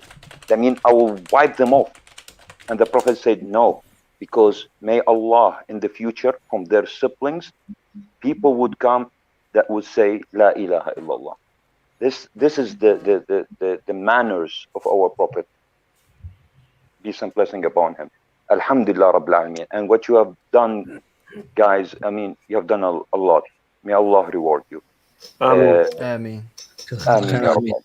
And there is a lot to talk about, but I have to leave time for the others. And thank you very much, guys. Thank you very much, guys. Assalamu alaikum wa rahmatullahi wa barakatuh. I have to just say that really the most important thing that we need is your du'as. There is nothing more important than, because ultimately everything comes from Allah, and just Allah, just make dua for our intentions, make dua that Allah gives us the tawfiq to carry on and the tawfiq to grow and to work for His sake, inshallah. But the most important thing is the duas for the people that we're talking to, that we're giving dawah to, dua for the non-Muslims who are listening, that Allah guides them, dua for us to make our affairs easy and facilitate our work in the dawah, inshallah, for every single one. And this is the strongest thing ultimately that anyone can give. And then anything additional to that, may Allah increase you all and bless you all, inshallah. Jazakumullah khair for the brothers' moving message. One of the things I just want to add is that, brothers and sisters, sometimes they compliment us and and everything else, but the way that I look at it, Allah gave us an opportunity to do this dawah, and if we don't do it properly, or Allah decides to give it to somebody else, then somebody else will take it and they will do it.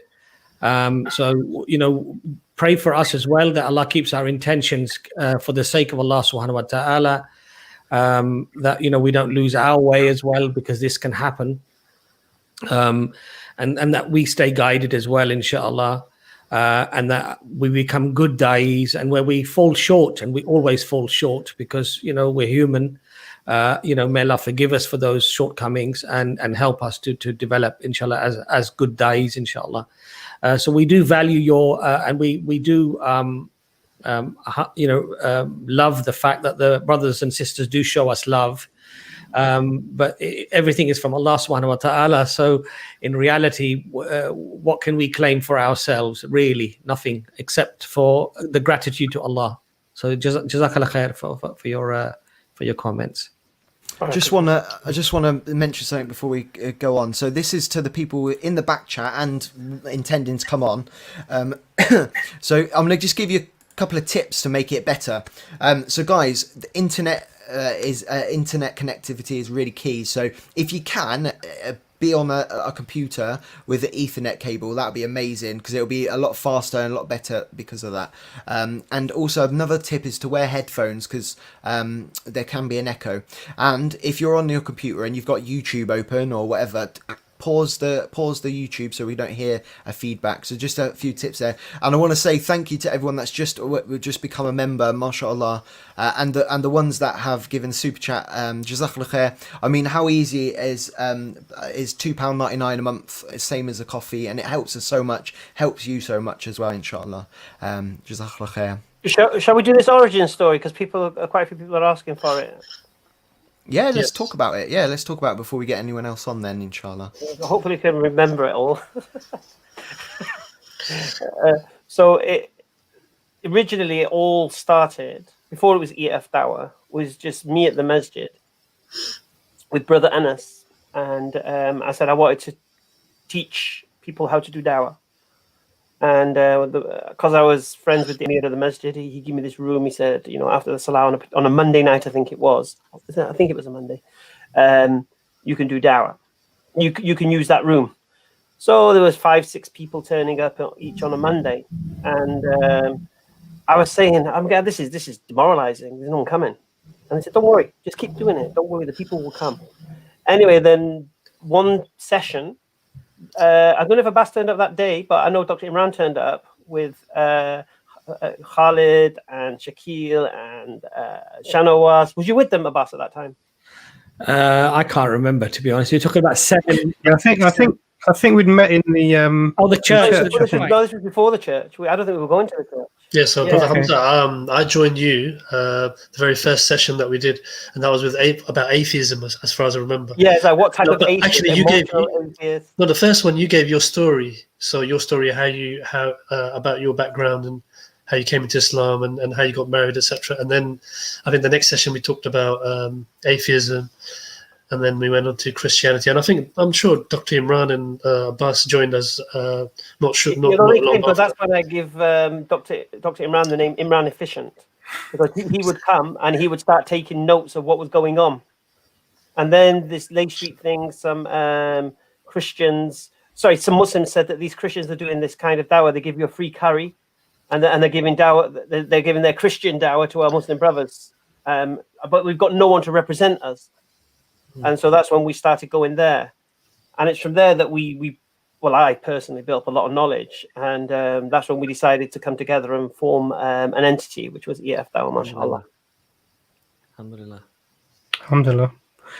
What seems like ages ago now, doesn't it? So I can remember sitting in that room and you guys walking in. It's amazing, isn't it? No, it would have been 2011, maybe 2011, 2012, possibly something like that. Yeah, and it's amazing because, like I said, at that time there was like 5-6 people turning up regularly, and I could just imagine now if we did a Dawah training session, we'd have to do a subscription because there'd be just so many people, mashallah. And it's just amazing that we took it from that little small. When they old saying, from acorns to mighty oak trees grow. Subhanallah. I mean, I think you mentioned the Dawah training, but we do have the next Thursday's stream at this time will be a Dawah clinic where we'd like you to bring your dilemmas in the Dawah, difficulties you might have, and we can try and help the brothers and sisters in their efforts, inshallah. So that's going to be along the lines of actually what Brother Hamza was doing before. And we're going to be doing in this forum to help everyone out, inshallah. So please, next week, come along with your the things that you've experienced, anything that you'd like to ask us about that specifically, and then we can maybe try and sort of help people in their Dawah efforts as well, inshallah. Yeah. When I think back as well to when we were doing Dawah in the park, I remember the first time Muhammad Ijab turned up. He didn't even have a channel. Yes. And I remember Ali Dawah starting his channel. MashaAllah. Subhanallah, that's how far back we're going, isn't it? Ahmadiyya wasn't an entity at that time. We were promoting him, and then you had Ali Dawah coming, and he was getting inspired into the Dawah. Subhanallah, when you think back. But Mansour has been there just ever since I remember. Mansour, Hashim, they've been there for decades, really. Subhanallah. Yeah, Muslim archives, isn't it? They're veteran Dai, mashallah. I remember when I started to go to Speaker's Corner when I was about maybe very late teens, early 20s. And it was when I was going through this sort of phase of not knowing. And I remember, actually seeing, I was, when that famous video of Abdul Rahim Green speaking to the Nation of Islam. I was actually there. I was probably some little kid in the crowd. Okay. And I remember, you see all these brothers and Brother Mansour was around. He was just listening in, and and mashallah, over the years that you see how things have changed and people have progressed. It's amazing, mashallah. And may Allah increase everyone, inshallah, and improve the improve our efforts, inshallah. Should we bring on the next guest? Yeah, of course. Just before we do, I just want to tell people on the panel, can you check the private chat? So one of the people waiting wants to ask a question, but it's very big and deep. So he's asked it on the private chat first. See if it's all right. All right, guys. I'm going to bring in... I think I recognise this guy. Hello, mate. You all right? Yes. Hi. Can you hear me? Yes, I can hear you. How are you? Good. Pretty good. I had a question. I'm ex-Muslim, and I sometimes conversate with a lot of Muslims about certain miracles and things that are in the Quran. My question is basically, when they try to explain the miracle, like I was just talking to somebody about the splitting of the moon, right? In my opinion, I mean, is it a good idea when they try to explain it with like, oh, look at this line on the moon and NASA? They try to give justification for why this moon split and then it got back together, and things like that. And even for other things like Noah's Ark, they'll try to give you justification. But when I think about it, the answer should be it's a miracle. So when you saying it's a miracle, it goes beyond physics or any justification in rationality. So why does, and even in some of the Dawah people, they make videos as a rebuttal, like Farid respond, they're like people were sleeping, that's why they didn't see the moon. They give all sorts of these excuses, and it kind of looks kind of weird, because at one point you're saying it's a miracle. So as soon as you invoke a miracle, all physical realities, it goes out of the window, because now you're talking miracles. So when you're doing miracles, why is there like a need to justify it based on saying, Yunus was eaten by a fish, but there are big fishes in this ocean and the esophagus is this big. I mean, it just seems kind of weird giving justification for a person living inside a fish when at the same time you're saying it's a miracle. So in my opinion, it would be more beneficial to just say it's a miracle and that's it. I mean, that's the best explanation for it, instead of giving actual physical explanation, which that actually makes the water muddy and gets all sorts of, difficult situations then. Should Bad Cop go first? Drag it through the hedge a bit? Little bit? Yes, please, bro. All right, fantastic. All right. Yeah, first thing is... none of us say those things that you're asking us to respond to, why people do this, do that. You're an ex-Muslim? Yes. Why did you leave Islam? I just stopped believing in those stories, just based on learning about other religions also, and how as the religion develops, these are very common things, and you feel, I mean, I know that's just personal for me. Other people feel differently, and it's not disparaging to anybody. It's just my own personal. Yeah, fair enough. What did you leave Islam for? Did you choose a different way of life, or? No, just I stopped believing in the stories, because when I studied... So you're an atheist now? Agnostic in a sense. Agnostic? I mean, let's not focus on that. I was just asking a specific question. Yeah, no, you're asking. Yeah, because that's going to go into a different tangent. So the question No. You came into our sphere of influence, my friend. I know, but Hamza is a specific question I asked, so I would appreciate, I mean, instead of focusing on me, let's just here's on the question. Here's the thing, you see. If you'd asked us, Hamza said this the other day. No, Dr. not Imran Hamza. this. Like Farid response. You know this gentleman, No, right? no, We're not Yes, I Farid do. responds. Right. So He had some videos about why the moon. we're was not Farid split. responds. No, I'm Michael, just asking you ask him. Right. Ask Farid. We're, Okay, so- right so- now, No, I was just. Hamza, just one Hamza. second. Just one second. Yeah. Bay. Yes. Look, to be fair, I would probably somewhat agree with you. I'm not here to really defend or to criticize anybody else because obviously I don't know exactly what they've said and in what context. Would you give like a if I may just finish though, because I do agree somewhat with what you're saying. So, for example, even somebody raised the point to me about Zulqarnain, and they said, "Oh, that there's these people, and that they're numerous in number, and at the Day of Judgment they will be numerous in number, and what have you." But we've got satellite images, and we can't see these people, so therefore the story is false. And so, what I explained to the person is that these things are miracles. God created these things as signs for those people at that time. So, for example, Moses, when alayhi salam, when the sea splits open, that miracle is not for us today, because that miracle was for those people and for that time, and so it was for them to be sure that the message was from God and that Moses, peace be upon him, was the messenger of God. So so I partly do agree with you, and I think sometimes what people do in attempting to hammer in the science or the physics or the geography or geology or whatever it might be to try to fit the miracle, they sometimes have weak science, and they have science that sometimes is contradictory by different views and what have you. So I think it's problematic to do it that way. So but the other thing I just wanted to touch your answer would be that it's a miracle and just leave it at that instead of trying to justify the splitting of the moon based on like. I don't think. To be honest, Bay, you see, there are two things here. Number one, whenever we hear a report from anyone, the validity of that report is reliant often on the character of that individual. Are they truthful? Are they honest? Are they just?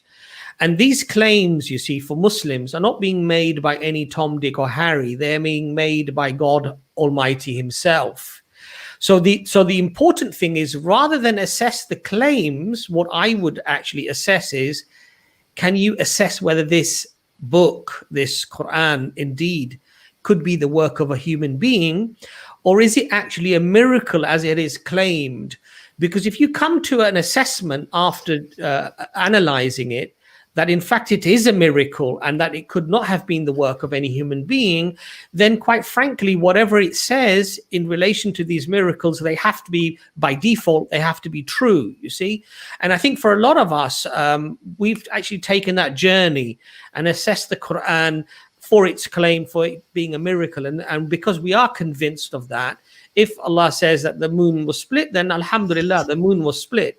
But babe, can I just ask you a very quick question? I hope you don't mind. You Yes, mentioned so basically, just to wrap up your point, because I understand what you're saying. What you're saying is that you believe the Quran is a miracle, and so based on that, since you have that set the stage of saying, okay, the Quran is miracle, everything else that it says you'll believe it by default because it's a miracle, so you believe it by default. That's, I agree with you. But the question, my question was that once you invoke in a situation like a moon split, right?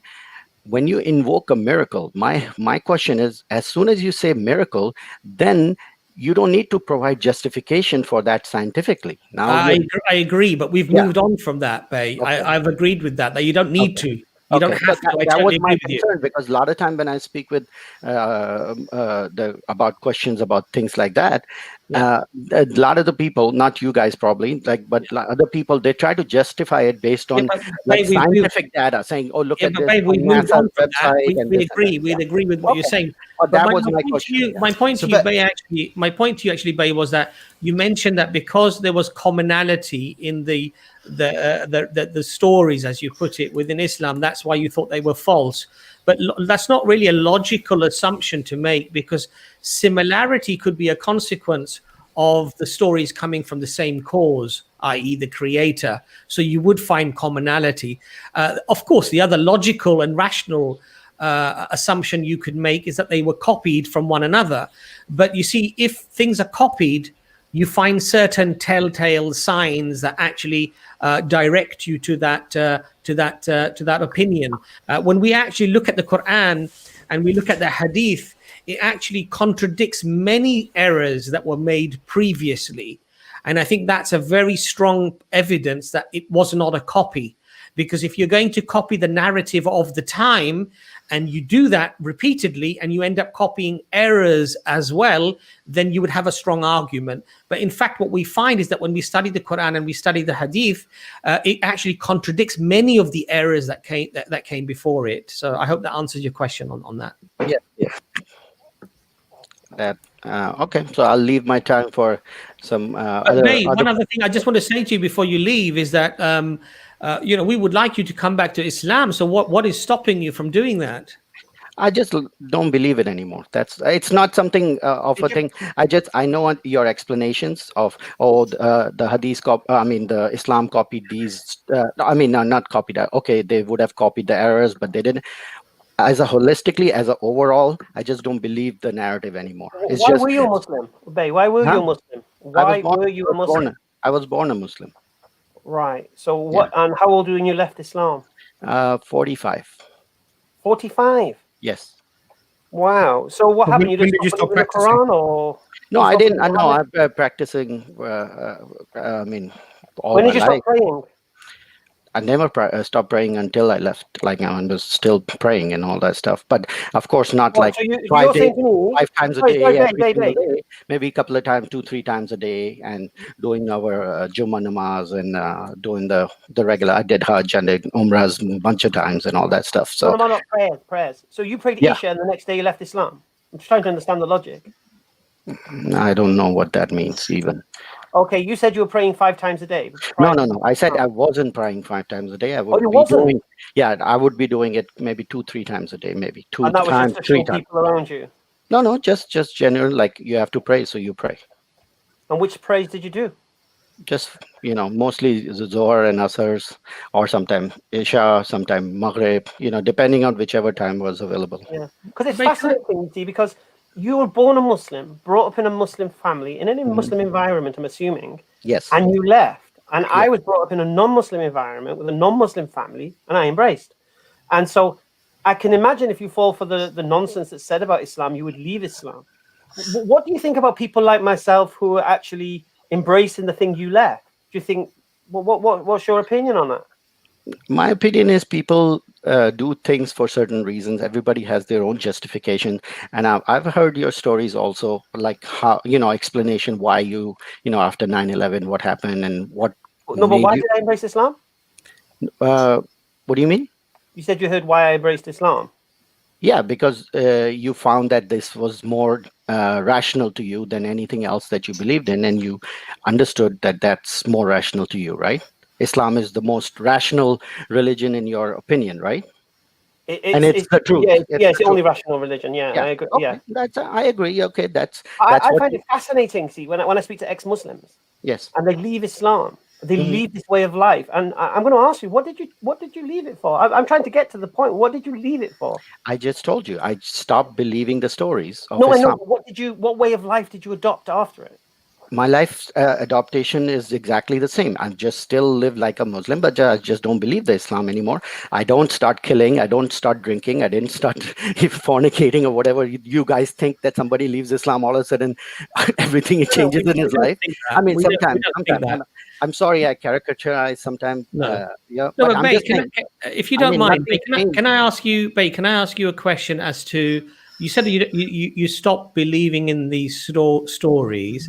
Can I ask you why you stopped believing in those stories? What stories were there that caused you the most concern, that you thought that this can't be true? Just the overall stories of different prophets, and then different miracles and different. I mean, as a Muslim, right? The way I look at it is you accept as Quran, right? And you accept it as truth.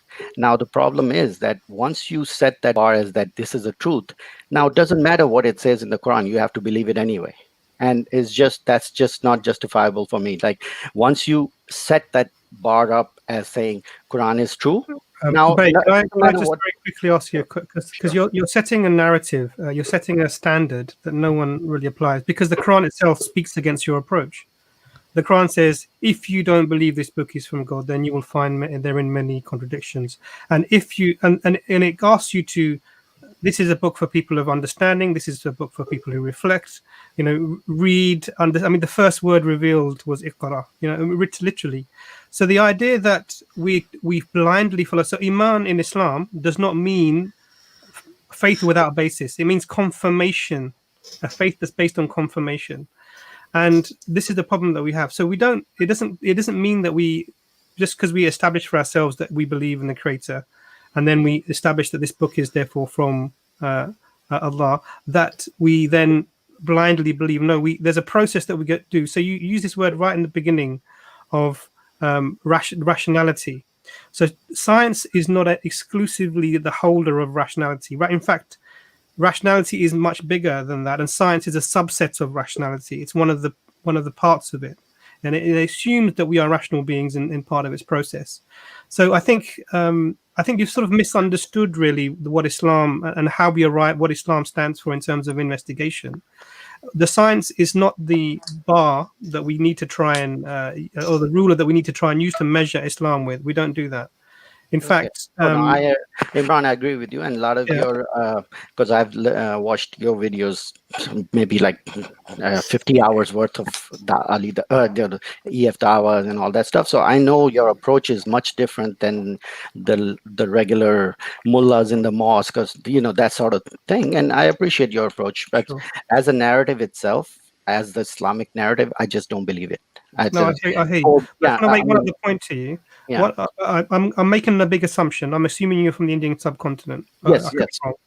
Okay, so what I often see in people from the Indian subcontinent, I didn't live in, and I'm Pakistani by origin, but I never lived in Pakistan. So it's not about the I'm not saying that. It's not about the influence from Pakistan, because I never grew up. So what I'm saying is that something that I've seen, it's an observation, and you don't have to agree with it, but I've seen that particularly amongst the more well-off people from the Indian subcontinent, there is this colonial mindset, this worship of the West, this worship of the white man and their words and their approaches in life generally.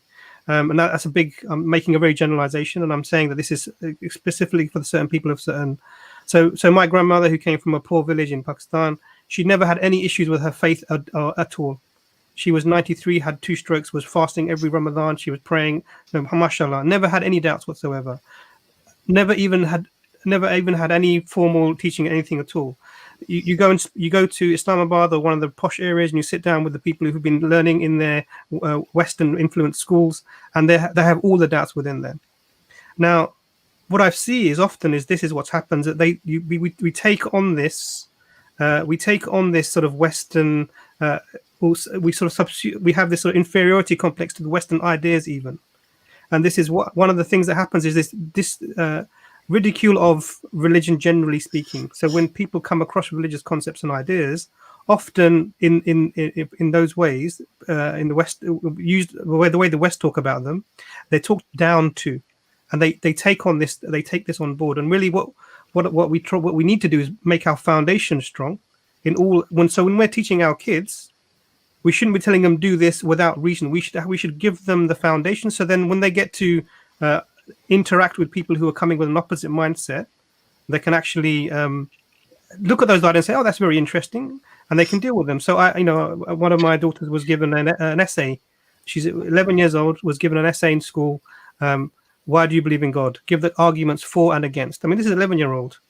And so we always have these discussions, but we sat down and we reinforced the reasons why, as Muslims, we have the idea that God exists, and therefore what that entails. Now, these discussions from when I was young were missing, and I probably went through a phase that you went through, but maybe not to the extent that you went through it. what I did was I started investigating and learning, and that's what brought me back into the deen in terms of practicing and following. So Imran, if you may, like just Yeah, for the response for that, I do understand where you're coming from with the colonial mentality and all that stuff. I understand that. I have a different approach to that. I think the reason why you would say the posh or whatever in Islamabad have more doubts, I wouldn't think it's because of colonial thing. It's because of access to information. Your No. grandmother, I mean, understand. that's just my Sure, opinion. sure. I'm No, sure. no, I understand. But can I understand. finish in that? Yeah, sense? make your point. Make Okay, your my point. point is the question that you're saying is not about the mentality thing. It's about access to information. Now, certain people who never doubt is because they stay in the bubble of Islamic bubble. And unlike you, I'm not talking about you, but a lot of people nowadays, the reason why they doubt is not because they have some hidden agenda or because some colonial this or colonial that. To me, it's a basis of information. A lot more information is available right now, even about the Islamic sources and all that was not available before. And the ease of access to that information has changed the paradigm of belief in the Muslim youth and Muslim people. Is because before, I would say 20 years ago, when no internet, nothing was available, if your imam said, this is what this book said and this is what this book says, that's all you had to go by. This is what this So Maulvi let said. me counter that, brother. But now what it is that Sure. if it I says hear you, Sahih made your Bukhari point. says this, you Sure. have actual Sahih Bukhari access to online, I and then you understand. have different opinions about that hadith from Sure. all these different places at one place. Sure. So you can Bae, make have a a much listen to more, me, Bae. One much second. more holistic look at Imran, the I have whole an idea for Bay Yakin, you know that. I have a Just very before good you do the idea, we will come to the idea. So there's a problem with that approach, Bae. So in the West, and actually around the world, but in the West, Islam is the fastest growing religion. So where there is the easiest access to information. Well, you know that's because of birth rates, Bae, right? let me finish my point, my And the friend. pure, You understand. You'll because you understand just if I said finish my something point. factually incorrect. Bae, let me finish. Let him finish his point. I don't want to have to mute you, bro. Just let him finish his point. It's just polite, bro. Let me just make the point. Actually wrong, then it should be point. Hey, let me listen. Let me. I've had to mute you, bro. I just want to say, Bay. It's just polite to let someone finish their point. I've muted you. You can unmute yourself when he's finished. We shouldn't need to do that, bro. So if you, sorry, Bay, that you're muted. This wasn't my intention. Just we need to have a discussion rather than talk over each other. So if you look in the West, we see Islam is one of the fastest growing religion in the West. We see this. And if you look at Brother Hamza, he's an example of someone who had access to information who came to the religion. If you look at Brother Ben, he's an example of someone who had access to information, came to the religion. If you look at Brother Chris, you have an example of someone who had access to the religion and came to access to the information and came to the religion. We know that on average, research shows that on average, people spend the average age of conversion is usually in the mid-20s, and mostly women. So 80% of the converts usually are women, after at a minimum between 2 to 5 years of research.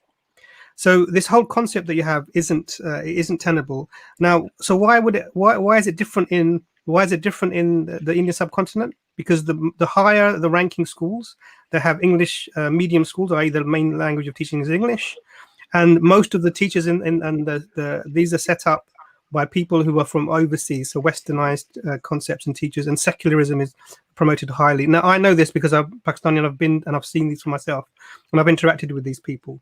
So this is interesting, and maybe it's worth having this discussion maybe in a bigger way, and I think it would be quite interesting to do that. So I think that's what Brother Hamza might be suggesting.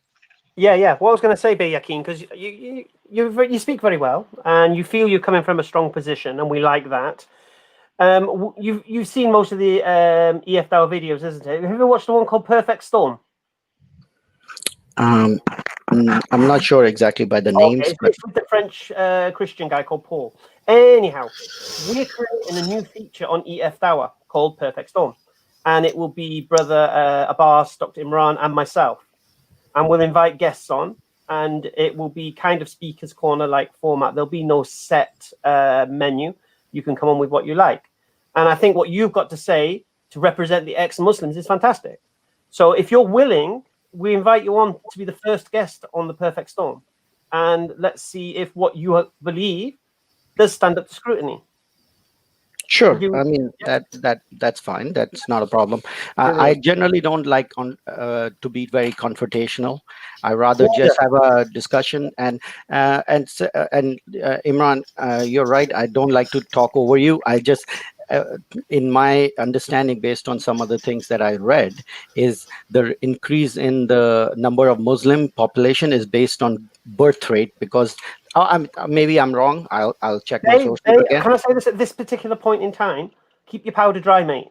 Yeah, keep all your little flexes ready. See, this is the reason why I don't argue. You see the language. See, keep your flexes. See, I don't like these sort of conflicts. I understand. Hamza, take it easy. Take it easy, okay? I understand your approach. And it works great in the Dawa then. I don't like that. I'm not that type of person. I don't like to fight or flex and this and that. That's fine. That's your approach. You like that. You've misunderstood the word flex, bro. You've misunderstood the word flex. It's a slang word. Bay, listen. Do you know what the word flex means? Okay. I'm not here to argue with you. Okay. So Hamza, we're not arguing, bro. Yeah, we're not okay, arguing. look, let's be clear. I'm not very compatible with the approach that Hamza has. Okay. Imran has a different approach. I would say, in a sense, my approach is more compatible with Imran's approach as opposed to Hamza. It's just not because I don't like to offend people. I don't like to, yell at people or just like, are you this? No, that maybe. No, I mean, I'm just saying. I rather not have the conversation go down that route where it ends up being you and me. I don't like that. Okay, that's fine. Listen, Hamza, just 1 second. Hamza, just 1 second. Look, look, we're all different. We all like different types of conversations. And there's a time and a place, I think, for all different types of conversations, depending upon the person that you're speaking to. So that's fine. That's your choice, Bay. We respect that. The only thing I just sort of wanted to add before you do go, Bay, is that perhaps like yourself, I was born in this country as well. I'm 52 years old now. And from the age of about 15, 14, having my religion challenged, living in a predominantly white area, where certainly from my very early years, there were only 2 Asian families in the entire school. And so from that very, very sort of early age, having my religion challenged and studying it and speaking to scholars, speaking to people who were non-Muslims who became Muslims to find out what their journey was, and actually scrutinizing the religion myself, that knowledge actually strengthened my iman and kept me in Islam. And I think that's not dissimilar actually to quite a lot of Muslims out there, especially the ones who are born in this country, because quite frankly, you don't need to be a Muslim if you don't want to be. You can be Muslim at home, and when you leave the house, you can be whatever you like.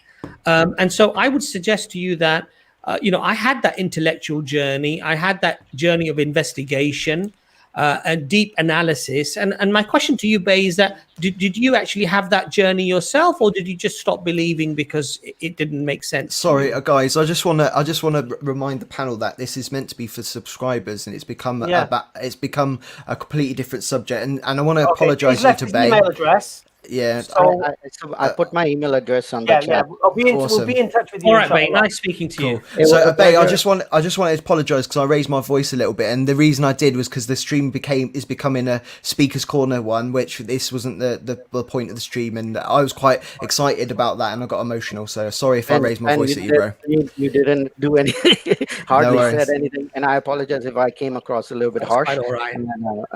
Nice speaking with you. I forgive you, Bay. I forgive you. Thank you, Hamza. I appreciate it.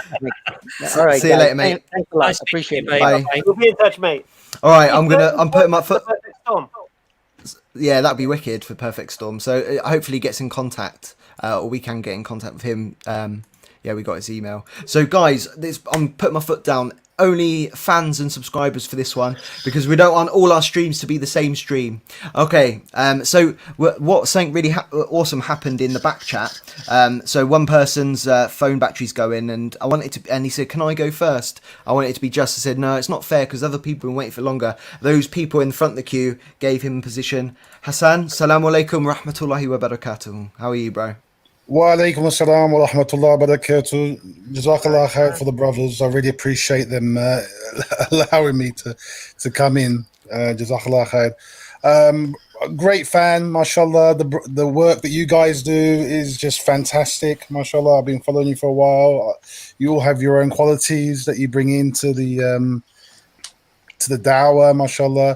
I just wanted to know that, Yani, from a Muslim point of view, obviously, we've got like the brother Bay. He gave a good example. There's a lot of ex-Muslims. We've got some confused individuals in the ummah that are, don't know their religion.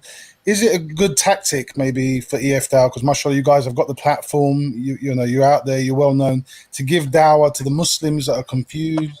That go back to Tawheed and basically sort our own house out before we. It's good to give dawah obviously to the non-Muslims as well, but to give dawah to the Muslims so we're on the same page and that we can be an example in this country to non-Muslims through action, so they can see basically us practicing the deen, and it's not just theory but actually putting it into practice. And obviously we are putting it into practice, but as a community, as an ummah, because we say Islam has the solution to the world's problems, which it has obviously, but you've got Muslims on a Friday, Saturday night getting drunk.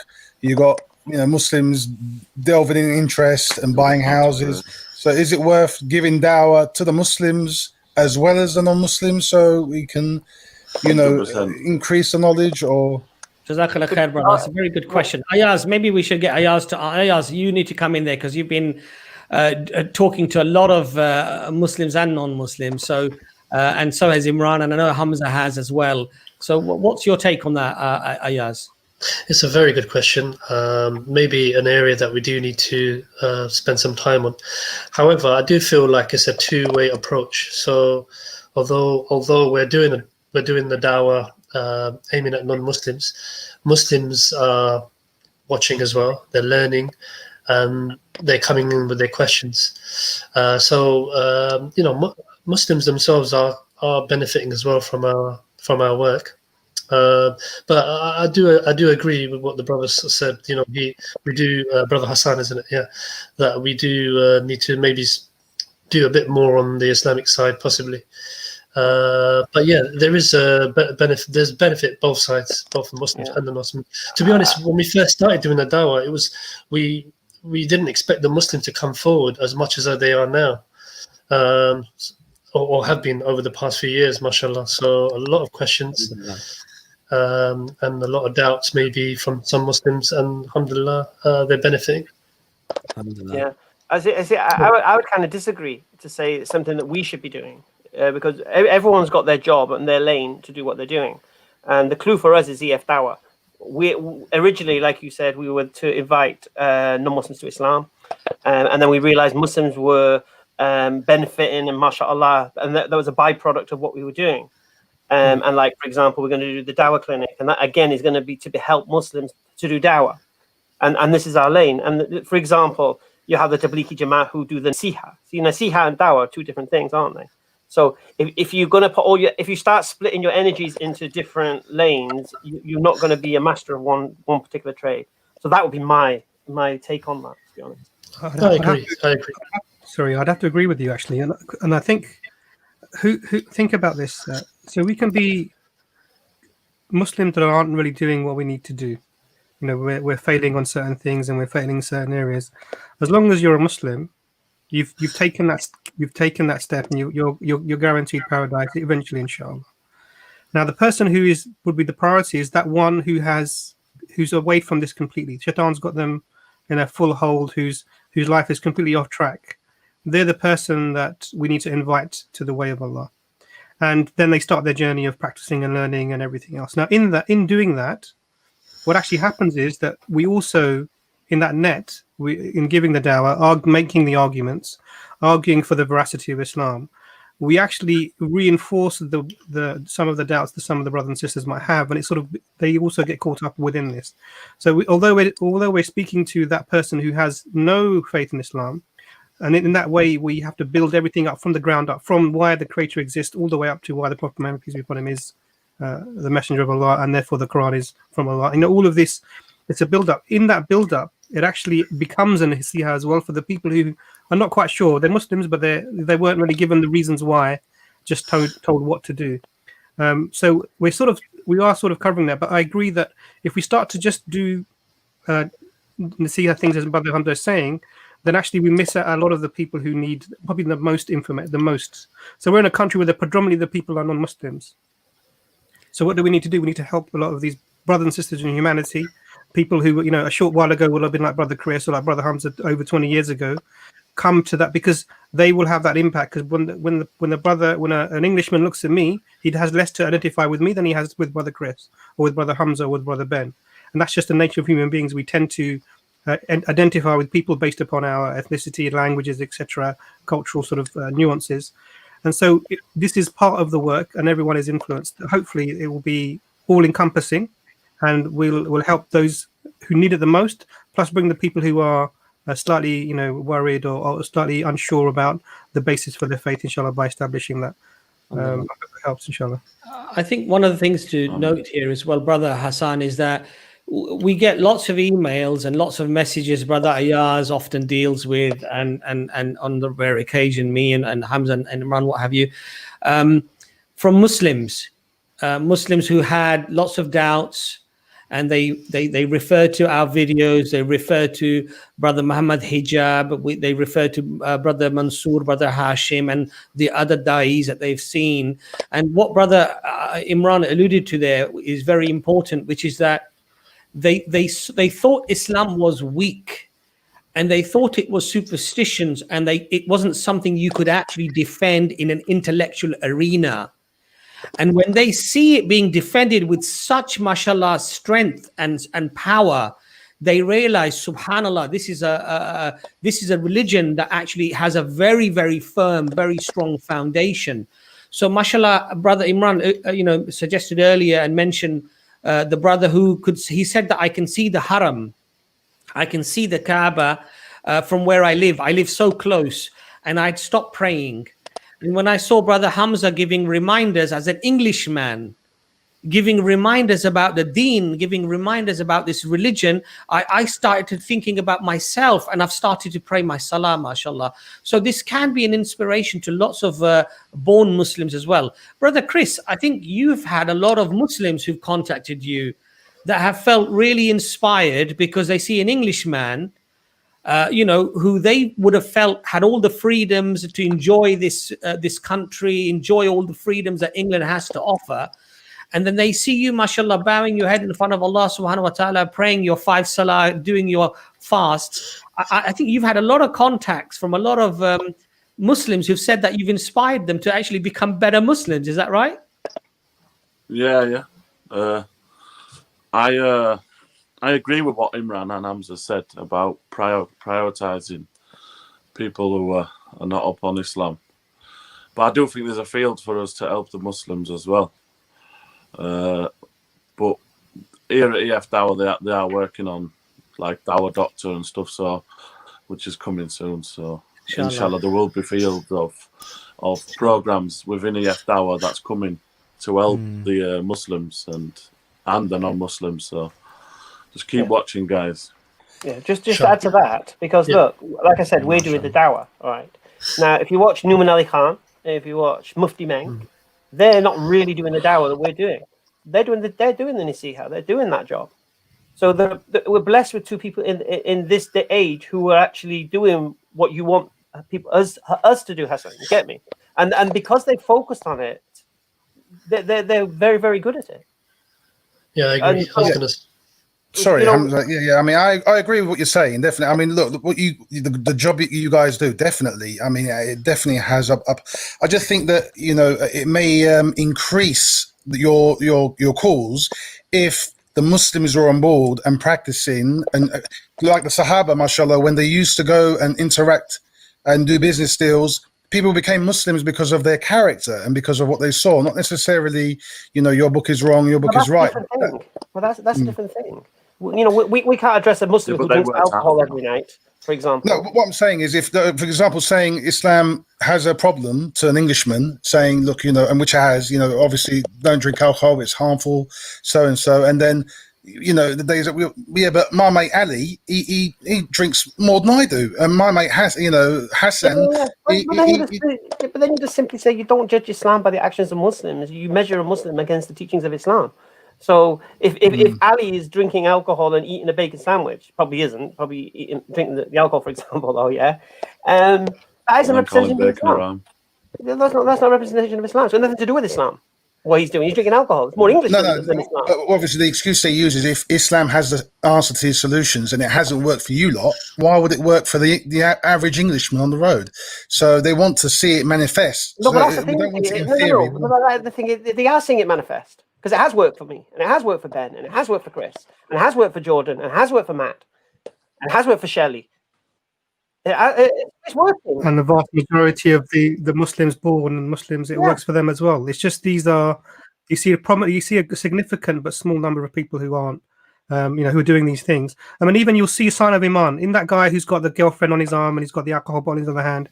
What's the sign of Iman in him? Oh, I can't eat this. Yes, exactly. Got the halal kebab. Do you understand? And even though in that person, with all of his failings, may Allah guide him and increase him, there is that spark of Iman, because something in him tells him, look, this is my limit. I can't go beyond this. Otherwise, Allah will, this will be too much for Allah to even accept me. So this is actually a sign of the Iman within that. So now you're right. We need to help the people who are like this.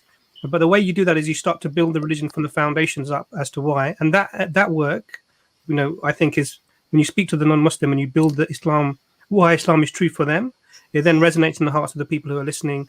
And most of our contact actually is from people who are Muslims, who are ringing us or contacting us or messaging us about how it's affected them, or these sorts of things. So alhamdulillah, I agree with you. Actually, we agree, but we just got a slightly different nuance. I'll give you one exact working example. I was at the mosque, and Tablighi Jamaat came to the mosque, and they seen me, and they were like, "Oh, brother, you should come on Hajj with us. Come on Jamaat with us, 40 days or whatever, because you'd be fantastic." I said, "My brother, I know I would be fantastic, alhamdulillah, but I ain't doing that job. But you're doing that job. It's a job that needs to get done. And if you're not doing that job, nobody's doing it. But I'm doing another job. So you do your job and I'll do my job. And then I'll meet you in the middle." And you should have seen his face. He was like, "Oh, mashallah, my brother. That just makes perfect sense." Because he realized that that's it. Everyone can't do everything. And it's like when a brother comes up to me, "Brother, I've been a bad Muslim. I can't pray and this, that, the other." Me, I just say, "My brother, just go on Jamaat for 3 days. You'll be all right." You'll be praying by Monday. Alhamdulillah. Because there's people geared up for this kind of thing. We're not geared up for that. Our whole focus is to invite to Islam and show the people how to invite to Islam. Alhamdulillah. Well, thank you for all of your. Thank you very much. I found that the brothers come on here and no worries, bro. On the queue. Jazakallah khair. Jazakallah khair for your input, bro. One of the things I just want to quickly add. Sorry, Ben. Just very, very quickly. I just want to add. The brothers might not want me to mention this, but we do get a lot of Muslims who do contact us on. Ayaz speaks to them. I sometimes, speak to them. Brother Imran sometimes spends many hours in conversation with born Muslims who have doubts or who have left the religion. So that does happen behind the scenes. We don't often bring it to the forefront.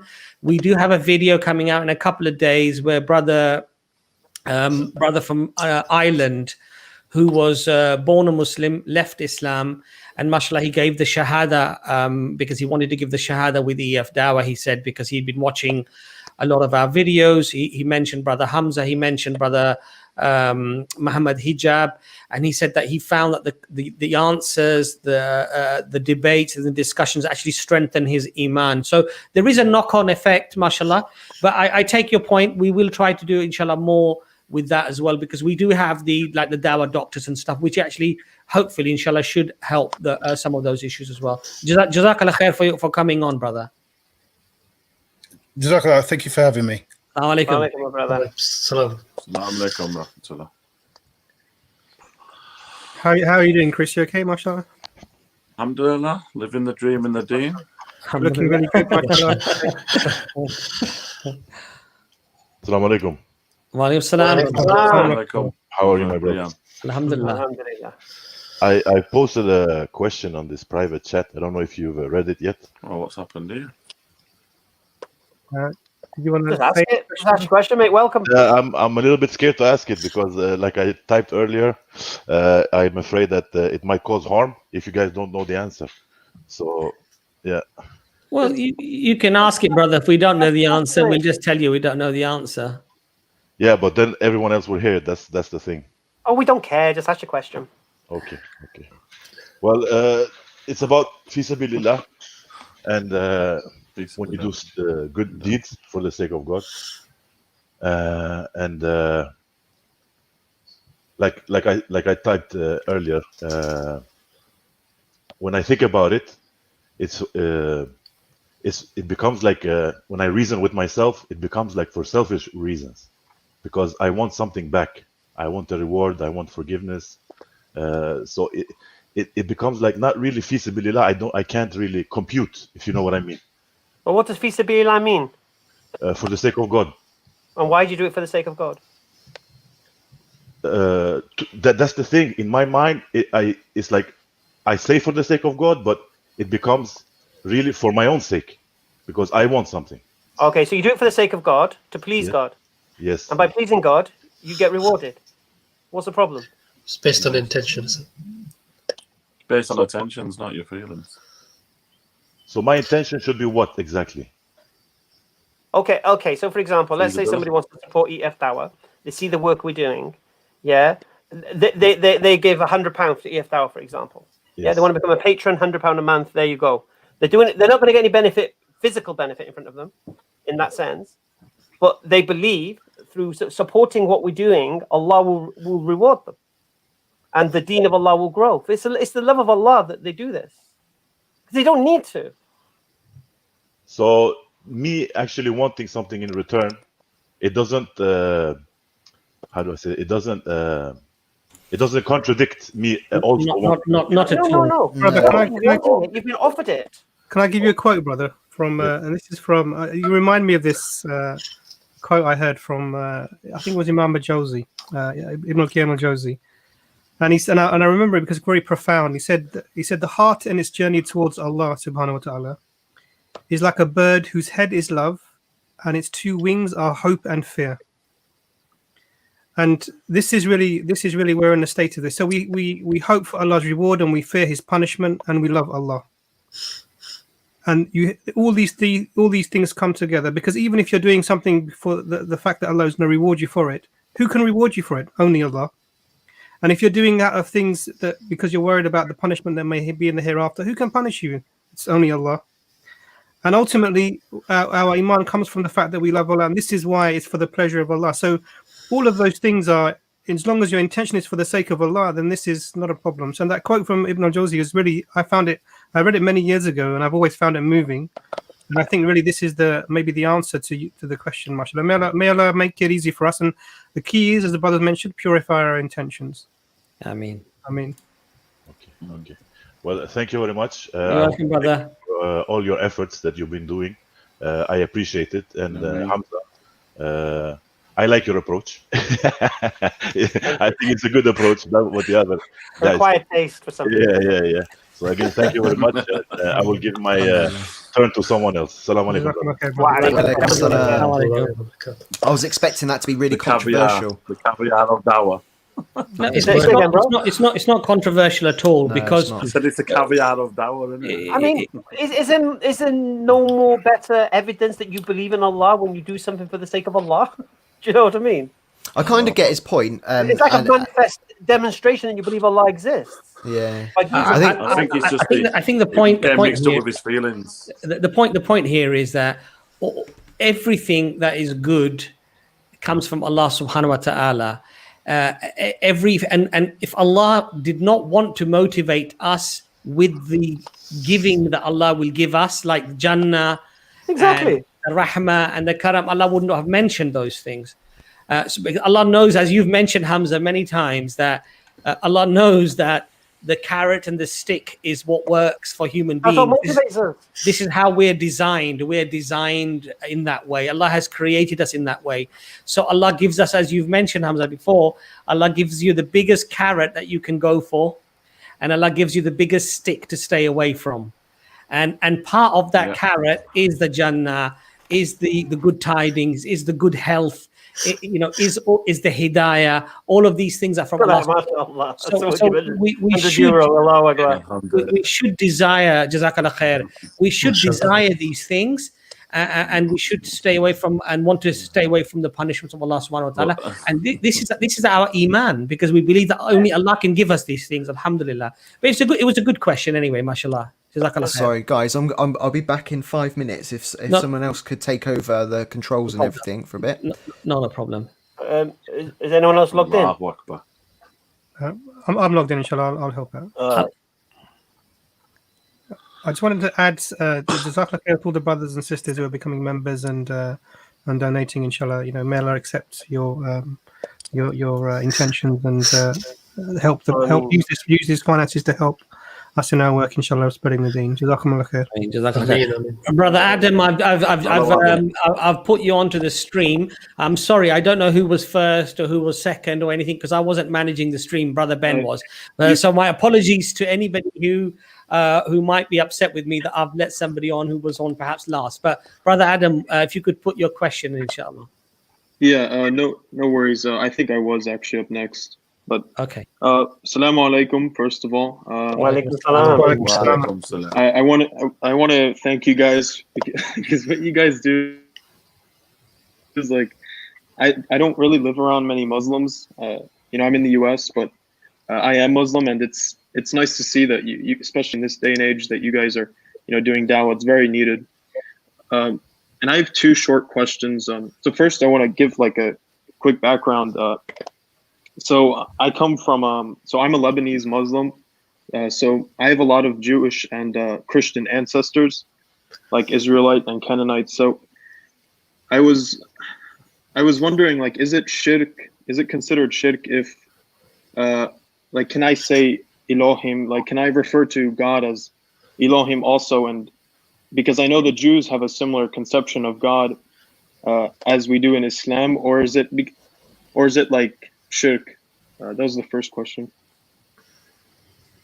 Well, that's a very, very big question, brother. And I would probably suggest that you ask a mufti. But if Imran knows the answer and he's heard a scholar give the answer, then that might be something that he can say. I mean, we do, to be honest, when we do our discussions, we do refer to Allah as God when we're talking to Christians, just as a matter of giving them an opportunity to know exactly what we're referring to, because they're more familiar with that term. So I think the context probably comes in there, exactly on what context and how you're using the word. But I would suggest that definitely ask a mufti. I think the context actually probably will be the all-important thing.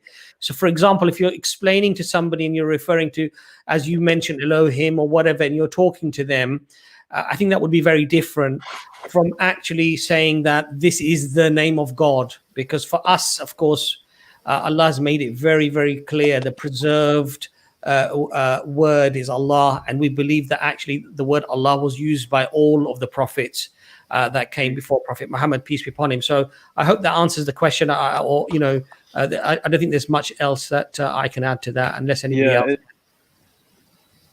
No, it does.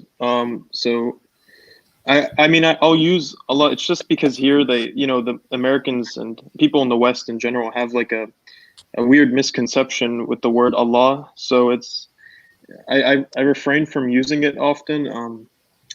But I usually use God, like you said. But my second question was, like I said, there's a huge issue I see with Muslims today. Like my fellow Muslims, and I don't live around many, but I see them online, like content creators and and just people, like they're trying to reconcile liberalism and Western philosophies with Islam, and they'll even compromise some of Islamic values and support the LGBT, for instance. And I see this as a huge issue, and then especially like our sisters, some of them are, supporting feminism, and and they don't understand what they're saying is, some of what they're saying is like clearly contradictory to Islam. So how do you guys think we should deal with this, and you guys especially? Well, I would say, to be honest with you, we don't go hunting it down. If it, again, like I'll use the same phrase I used earlier, if it comes in our sphere of influence. So if somebody comes on trying to defend this position, then we'll do what we always do. So, for example, feminism, I tell feminists straight that men and women will never be equal in Islam. And I did this in Speaker's Corner, and this feminist got really excited when I did it. She goes, you see, it's not fair. I said, yeah, no, because men have to go out to work while the women can just chill at home. And if she does go out to work, she gets to keep her dough. That ain't fair. And that's it. Men and women are equal. Get over it. And it was so funny, her face just dropped. So that's the reality. So again, there are people doing and hunting down these things and dealing with them. But you can't become an old trick pony. You can't do everything. Old trick pony is a phrase, is it? But anyway, a jack of all trades. We're trying to master what we do. So it would only become an issue for us, like I said, if we spoke to somebody who was in that position. And rarely will you find us debating Muslims in an open forum, because the non-Muslims are just rubbing their hands. They're loving it, man. That's what they want to see. The popcorn's out. So that's not our thing. So other people do it, but you won't see us doing it. We could easily deal with the Qadiani flex. We just try not to. So there are brothers and sisters who maybe not interact with Muslims who hold views like the ones you described, but non-Muslims who hold the views you describe. And there's a sister, Zara Faris. I'm sure you've heard of her from Muslim Debate Initiative. She's regularly arguing against feminism from a Muslim perspective, and she's a sister on top of that, which has extra impact with the non-Muslims. If you look at Brother Abdullah and Andalusi, if you look at Brother Muhammad Hamza Zotsis, even Brother Muhammad Hijab, they often have interactions with people who come from this sort of background, and we see. So this is also what it seems we've interacted mainly with atheists and Christians. A few times we've interacted with people with other ideas, but when that conversation comes, it can happen. But I think what's missing is that it's similar to what I said to the earlier brother. We adopt ideas because they're Western sometimes, and we need to really have a good foundation of our own Islamically, and that seems to be missing. And this is why we're sort of almost falling for the narrative. So I think it's important that we also read up and know a lot about this and what the Islamic position is.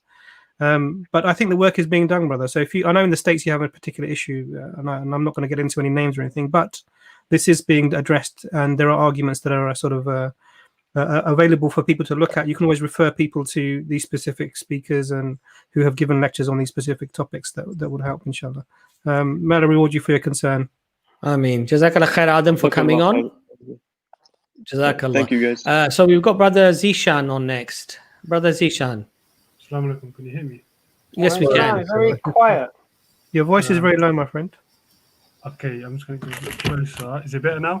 A little bit. Okay. I had a question.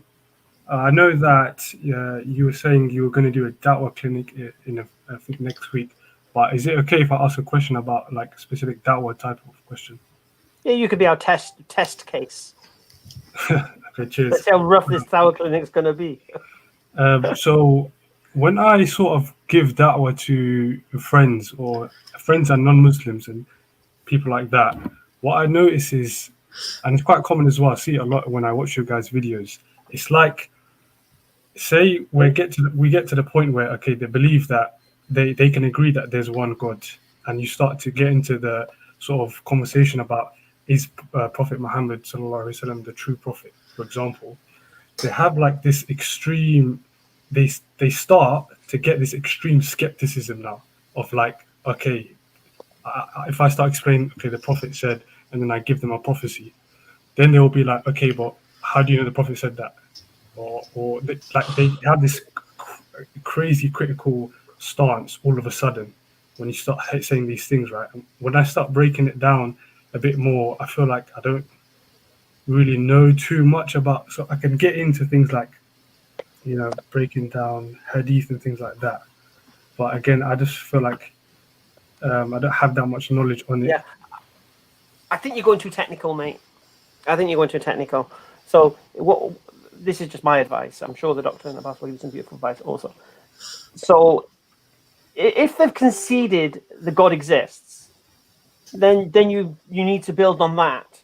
So do you accept that this God will be the source of supreme guidance for everybody?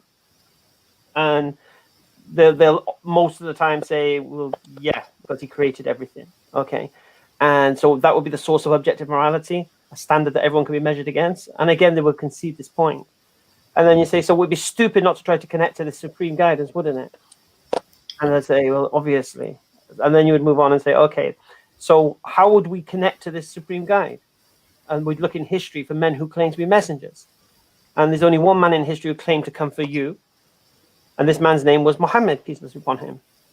And so all you need to do is test his claim. Is his claim true or not? If you test his claim and you can refute his claim, then move on. But when you can't, then get ready. And that's it. And the claim is that an angel came in a cave 1400 years ago and told him he was to be a messenger of God to the people. Now, did he make this up? Was he crazy about this thing? Was he deceived into thinking this thing? Or was he telling the truth? And you must have seen us speak about this numerous times on the videos. Yeah. I understand what you're saying, but I don't understand what you're saying. So you don't even need to move on to hadith or anything right now. Just look at the possibilities. Was he crazy? Was he deceived? What would it mean if he was deceived? What would it mean if he was crazy? What would it mean if he was a liar? And you can rule each one out, and then you're left with the truth. That's my position anyway. And that's probably a good answer. Brother Zishan, thank you very much for coming on, brother. Jazakallah khair. And brother Amir. No need to go technical. No need to go technical with a non-Muslim. Start talking about hadith, you lose them. Relax. Brother Amir, you're next. Just say one other thing. So you know when you're taking people along the journey, as Brother Hamza does, he sort of builds them up and he takes them along that path towards the conclusion. They're going to have an internal struggle. They're struggling internally against everything they've held for a time. And Brother Hamza, mashallah, he grabs them by the ear and he just drags them along this path, or whether they like it or not, they're coming. But in a lot of conversations, it's we're very different and we're very polite, and that's when sometimes this can come out, and it's like that fish, when you take it out of the water, it's gonna start flapping around, and this is what you get. This is what you're seeing really. It's the last gasp before they submit. Okay, this is fine. So don't be disheartened by that. Keep going. But I agree, don't get too technical and bogged down in specific details. Give them the message, mashallah. Look, someone's in the comment section called Lands NP. And his position, his paradigm, his worldview, Muhammad was obviously crazy. So he's holding on to his position as a worldview in life because he just believes Muhammad was crazy and he made it all up, or he was deluded or whatever it may be. Now, if he was to come on, we would end that delusion. We would end that crazy that claim. But then what? Then what, Lands MP? What are you going to do next? You're going to move on to the liar, and then we'll deal with that as well. Then you're going to move on to deceived. You don't do that if you're a Christian, and we'll deal with that as well. And then what? So the idea that you think it was obvious he was crazy is madness in itself. Lovely. That's a good answer. Brother Yusuf, mashallah, is on the. Jazakallah khair, Brother Yusuf, for being on. So yes, Brother Amir, if you want to put your question quickly, please. Hi guys, Assalamu alaikum. Okay, good. Can everybody hear me? It's cutting out here, but I'm trying to do my We can best. hear you if you put your question. Yes. Okay, thank you very much. I really appreciate your work. It's really amazing. I think the things you're doing, like Brother Hamza said, is you're taking different approach. I think the approach that they were addressed in back in the 70s and 80s to a certain type of people, it's different now. That approach doesn't work. I'm from a Muslim background. I'm Muslim, But I know that, and that's the good thing about this this deen, is that like in each time there's people to face that, to face the music, you know, and they defend this the way they know how to defend it. In the time of Ibn al-Qayyim Jawziyya and Ibn Taymiyyah, they were talking a lot about it. They used this kind of argument, but they weren't using it in the 80s or 90s because it's different time. So I really, that from this perspective, I really like it, the way you guys are you know, are working on this. The second point is that I'd like to bring it, just a comment, and then I have a question next.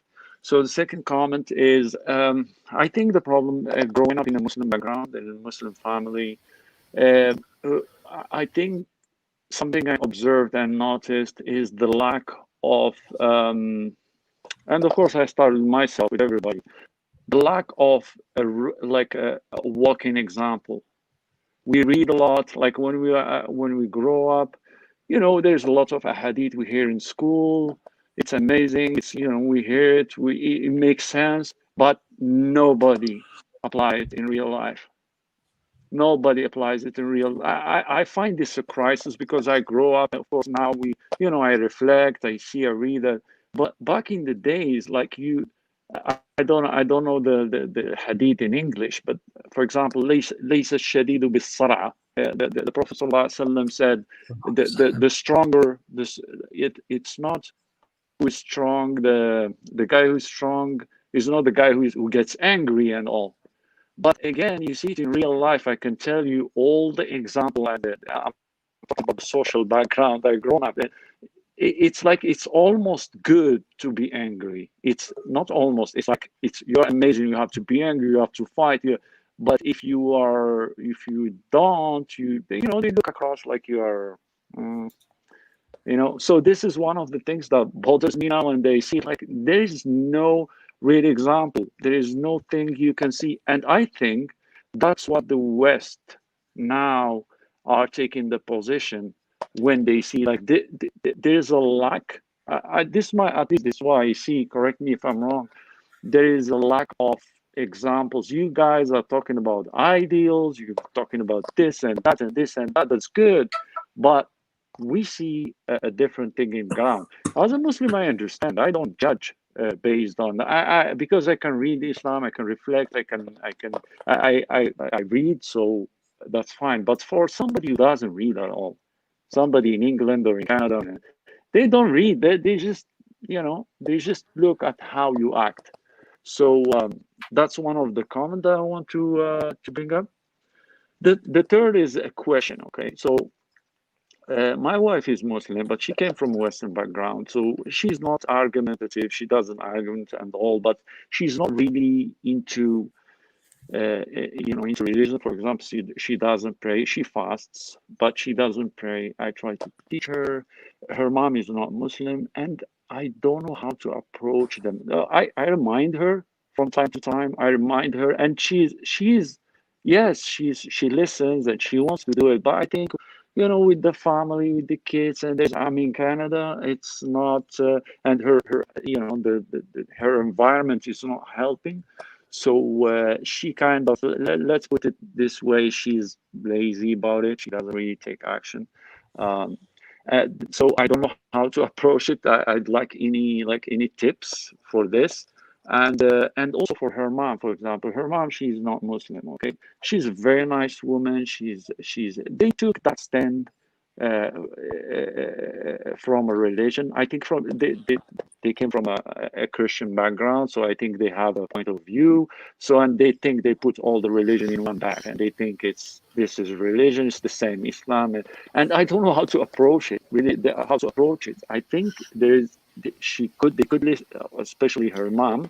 She could listen, but I'm not really good in explaining things. If you guys have tips, like you guys know, we are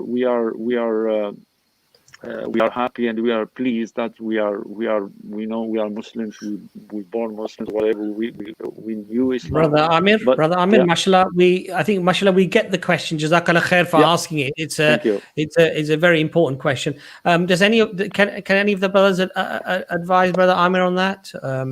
Well, go on. I was going to say EF Tower.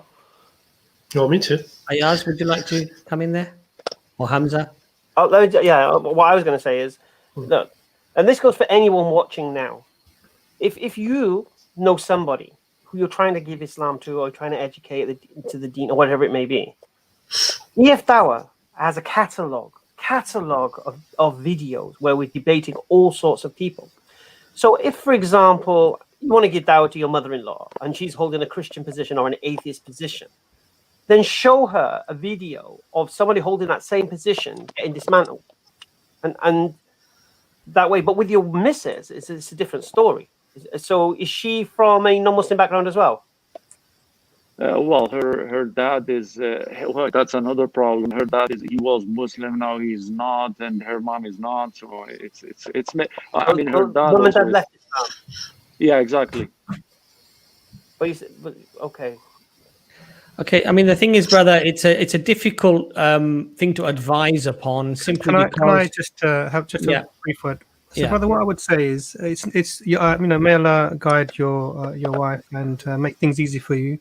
I mean, but one of the things that you can do, very practical things, is that you have to be the one who shows the way with your own actions. So you have to be praying all your salah. You have to be up at Fajr. You have to make sure you're praying Isha. You're praying in the home.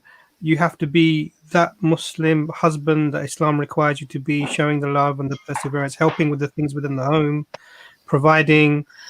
And when this, and I'm sure that mashallah you're doing these things, but if you're persistent and you're consistent with this, I give an example of there's a brother who, a similar scenario, had married someone who was not Muslim, practicing, and he would pray all the time, and she was not obviously from that background. And then eventually one day when he was just praying, she joined him in her salah because she saw all the actions that he was doing, and she started looking into it, and it brought her closer to the religion. So when it comes to your wife, there is a different type of relationship. She knows you inside out. You know her inside out. There are no secrets really. And so the only thing you can do is you can show her yourself as an example of Islam. So you have to step up and really be that beacon that will draw her towards, who is this? This is not the husband that I remember, or this is not the guy. He's being extra kind to me. He's helping with his food. Hamza was cooking mashallah today.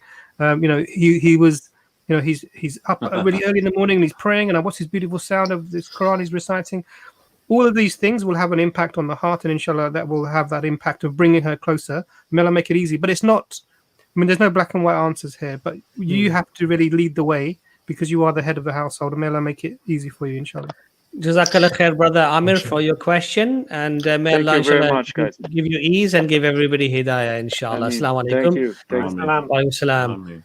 Can I just, before you go to the next person, there was somebody earlier on, I think it was a final year medical student in the audience. It was who said that I'm a final year medical student, and Muhammad, peace be upon him, he didn't say peace be upon him, but I'm saying that, had all the symptoms of temporal lobe epilepsy.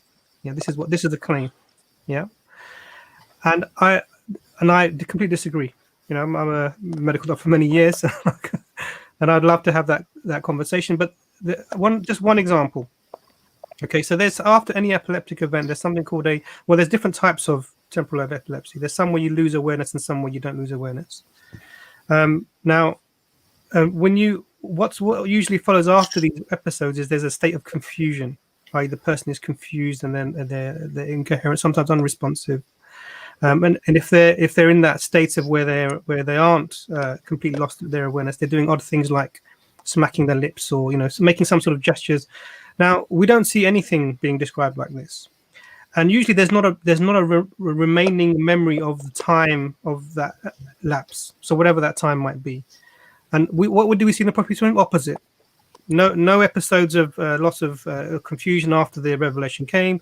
A clear message that's been prescribed, that's been consistent, that in fact has been compiled into a text book that we have now, coherent internally, externally, physiologically, naturally, cosmologically, in every sociologically, psychologically coherent, given to this gentleman. So that can't be a product of something like random electrical things firing in your brain causing you to have a seizure of some sort. It just doesn't fit the narrative. So I would just say look further, please. Yeah. So I have to Nimran, would it be sensible to say somebody who goes through these episodes potentially would not be able to come with something what is coherent, non-contradictory, full of prophecies that actually come true, none that actually are false? Would that be something that would actually arise from an epileptic? Absolutely, yeah. I mean, it's not. It's an absurd claim, really, isn't it? Yeah. Anyway, brother, the fence mechanism is. Would you like to come on? Yes, assalamu alaikum wa rahmatullah. Walaikum salam. Walaikum salam wa rahmatullahi wa barakatuh. Brothers, thank you very much for all your hard work. It's been fantastic listening to you. May Allah subhanahu wa ta'ala increase all of you in knowledge. Ameen. I'd like to raise an issue on the matter of course, there are many things to speak about, but I will just focus on two things, and they are connected. So one is the concept of translation regarding the words of Allah subhanahu wa ta'ala.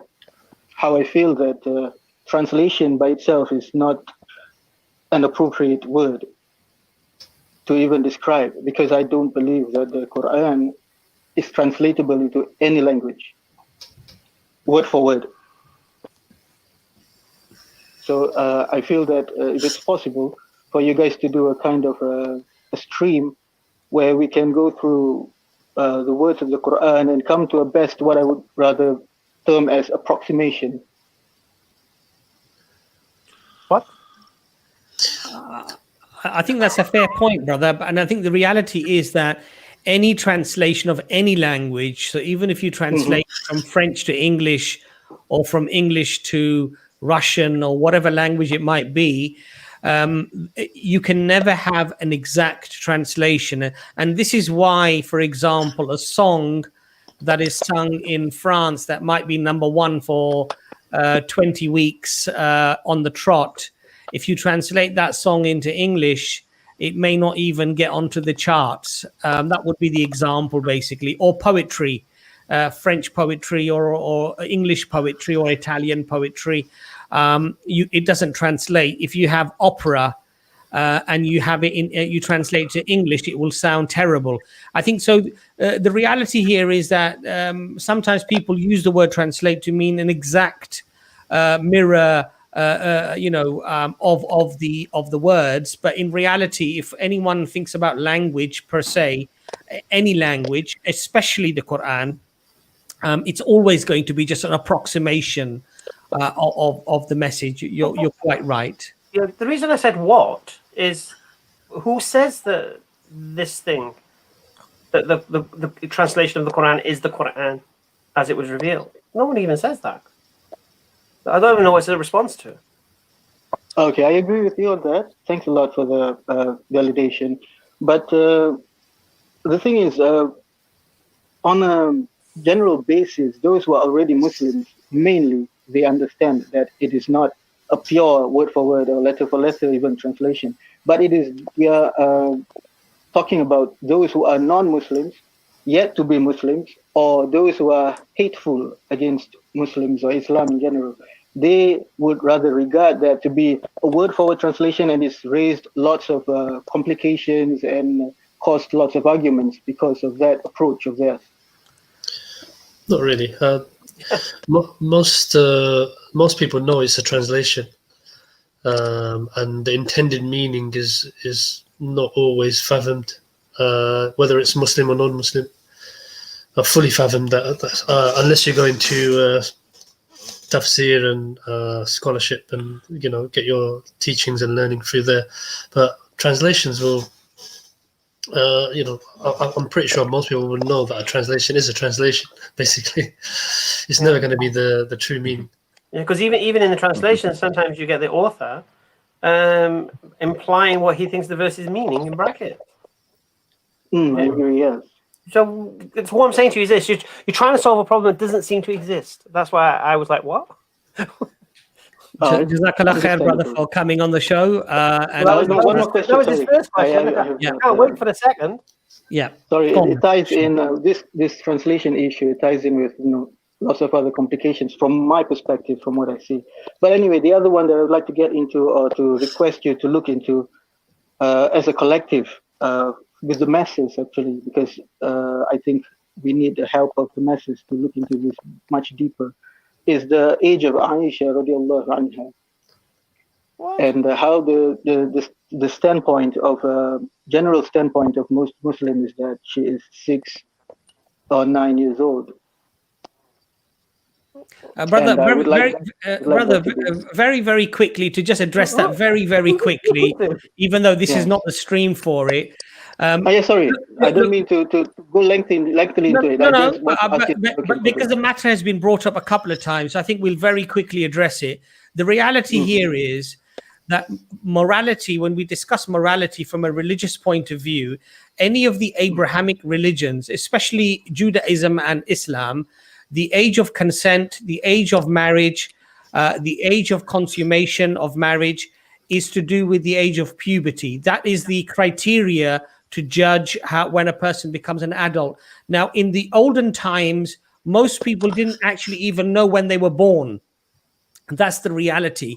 So there was no concept of you are 6 years old, you are 9 years old, you are 10 years old. It was actually often an approximation for most people. And so the only sure way of finding out that somebody was an adult was when they reached the age of puberty. Now, we have countless hadiths, mashallah, that actually allude to that fact. Now, even if you are going to look at it from a secular point of view, secularism relies upon social consensus. And that is how morality is governed. So the social consensus of Arabia at that time, as in fact much of the world, or not so much of the world, but certainly Judaism, was puberty as well. And so on both counts, whether one looks at it from a religious concept or from a secular concept, it's perfectly moral, and it's a perfectly moral argument to make. The only problem that people have with this discussion is that they look at a situation of the 20th or the 21st century and they apply the conditions that apply today, and they apply those retrospectively onto the 7th century, and they make a judgment. And this is quite frankly very lazy analysis of how to analyze things. You do not analyze things in that way. The only people who actually analyze it in that way are people who want to negate the very foundation of how their own morality is governed, which is social consensus, basically. So on both counts, the argument actually fails. It's a very robust argument. And actually, I've had this discussion several times with people, and they simply keep reverting back to, oh, would you let your 9-year-old get married today? No, of course I wouldn't, because the circumstances have changed. And if you look at the actual context of marriage, the person has to be mature, the person has to be able, they have to be capable, there should not be any harm. All of these things have to be taken into consideration. Now, what may have been correct in the 7th century, in the conditions that we have today, may not apply, and it may not be correct. But Islam set the minimum age for marriage when actually there was no minimum age for many centuries. Actually, up to the last century and a half in this country, the minimum age was 6 years old. You could get married at 6 years old and consummate the marriage at 6 years old. So Islam actually came in, Judaism came in and said, no, that's not acceptable. There is an age limit, and that age limit is puberty. So it's a perfectly coherent, logical, rational answer. Sorry? It wasn't Islam came in to correct that. In the 12th century in England, you could marry a 6-year-old and right, absolutely. Absolutely. So the idea, see, what I would do if you're in this conversation with somebody who's bringing up the age of Aisha and Anha and such an early age and all this kind of stuff, just ask them, what's your position? Are you a Christian or are you an atheist? Absolutely. If they say, oh, I'm an atheist, it's what's your issue then, man? You believe that when females reach the age, that's it. Then what's the problem? Where do you get this moral standard of age from? And if they're a Christian, say, well, God impregnated a 12-year-old according to your tradition. So what's your issue? You don't seem to have an issue with young age. Okay, Brother Feds, Jazakallah khair for your questions. And Brother Ibrahim. One last thing, please. Yes, brother. Brother, we've got quite a lot of people wanting to join the stream. Oh, come on, man. Understood. Let me just put this forward because from my understanding, I think we are making a mistake if we consider that to be a confirmation, because I don't think we can conclusively say that. No, you're misunderstanding what we're saying, bro. I'll make it easy for you. Me personally, I think she was 13, 14. Yeah, based on implicit information. There's explicit information saying she was 6 or 9. I don't have an issue. Can we do that to explain it to the masses how you come to this conclusion? There's different opinions on the matter, isn't there? I agree, but can I just say something? So your problem, my brother, both of the brothers have their opinion. I think that's interesting. So I just want to clarify one thing. So when someone's arguing against you on this matter, it doesn't really matter about implicit things and these, because they're going to say this is in Bukhari, which is Sahih, and there we go. So now if you're going to then reject something that the Islamic method has said this is Sahih and authentic from the Prophet, going back to Aisha about the Prophet, peace be upon him, then you're throwing the Hadith under the bus, and similarly along that side, it's a slippery slope to throwing the Quran under the bus as well. Now the problem you have, that most people have, not just you personally, is that you're trying to make Islam fit with or history fit with the current standards in the West, which are not universal and are not even today are not universal in this world. They're not universal, and they can't be applied anachronistically back into the past. And Islam has, we've mentioned age, but the age has never been a criteria. It's a biological state first, and then secondly, the societal acceptance of this is the right age now.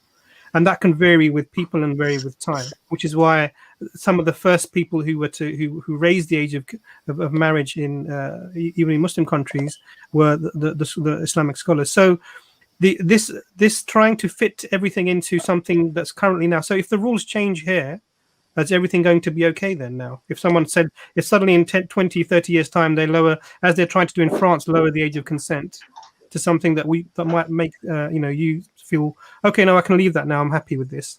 The question you have to ask is, why am I asking to change this? What's bothering you about it? And usually it's because you're applying a modern standard to a past standard. Oh, sorry, Brother Imran, I get what you're saying, but that's a bit just slightly wrong of that, because I accept the hadith. From my standpoint, Aisha radiallahu anha was not saying her age from 0 to 6 years old. I am coming from the perspective that she is saying her age from at least 2 different points of really important moments in her life. One being her embracing Islam, or the other one, which is her coming into puberty. So that means, from my perspective, her 6 years old is saying that she's 6 years into puberty. That means 6 years after. I appreciate your perspective on that, brother. But Jazakallah khair, and may Allah make it easy for you, inshallah, in your endeavors. I think the main thing here to remember is that we're talking about a completely different era and a different time.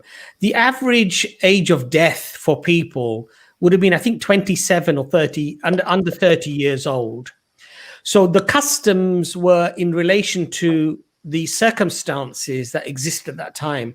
Now, if you wait for somebody to get to 18 or to 20 years old before they get married, before their child reaches 5 or 6 or 7 years old, they would be dead on average. Of course, there were some people who lived for a very long life.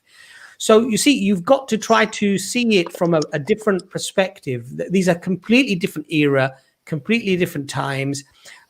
What was justifiable to do at a certain time was justifiable with the circumstances that were around it. Alhamdulillah, we have no problem with that. Brother Ibrahim, you're on the stream. I'm just going to say that we're wrapping up shortly, inshallah. So if we don't bring you on, our apologies, inshallah. Yes. So please continue. Yeah. Assalamu alaikum, everyone. How are y'all doing? Walaikum salam. So I had a question on the contingency argument, and I was wondering if this is considered a weakness in it. So in general, us Muslims, we don't belittle science or anything like that. We have science as a higher value, as a really high value. And so, but the exception is if something contradicts something in Islam, for example, human beings evolving, we would say no, human beings didn't evolve, but we still treat evolution, for example, as a science, and we would progress in it.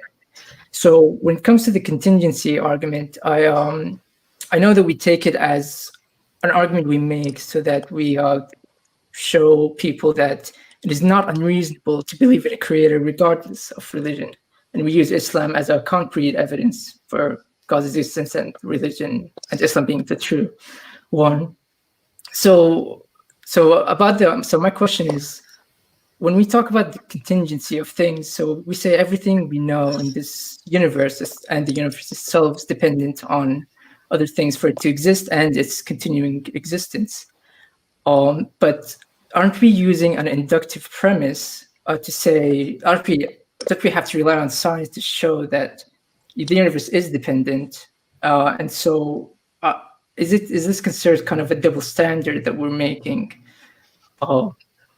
Saying what's the double standard?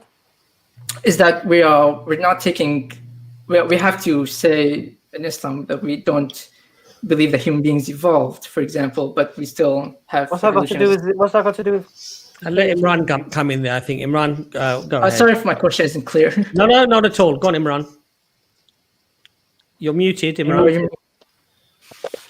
The argument from contingency has nothing to do with science. But we're saying that the universe is dependent upon. No. The argument has nothing to do with science. Okay.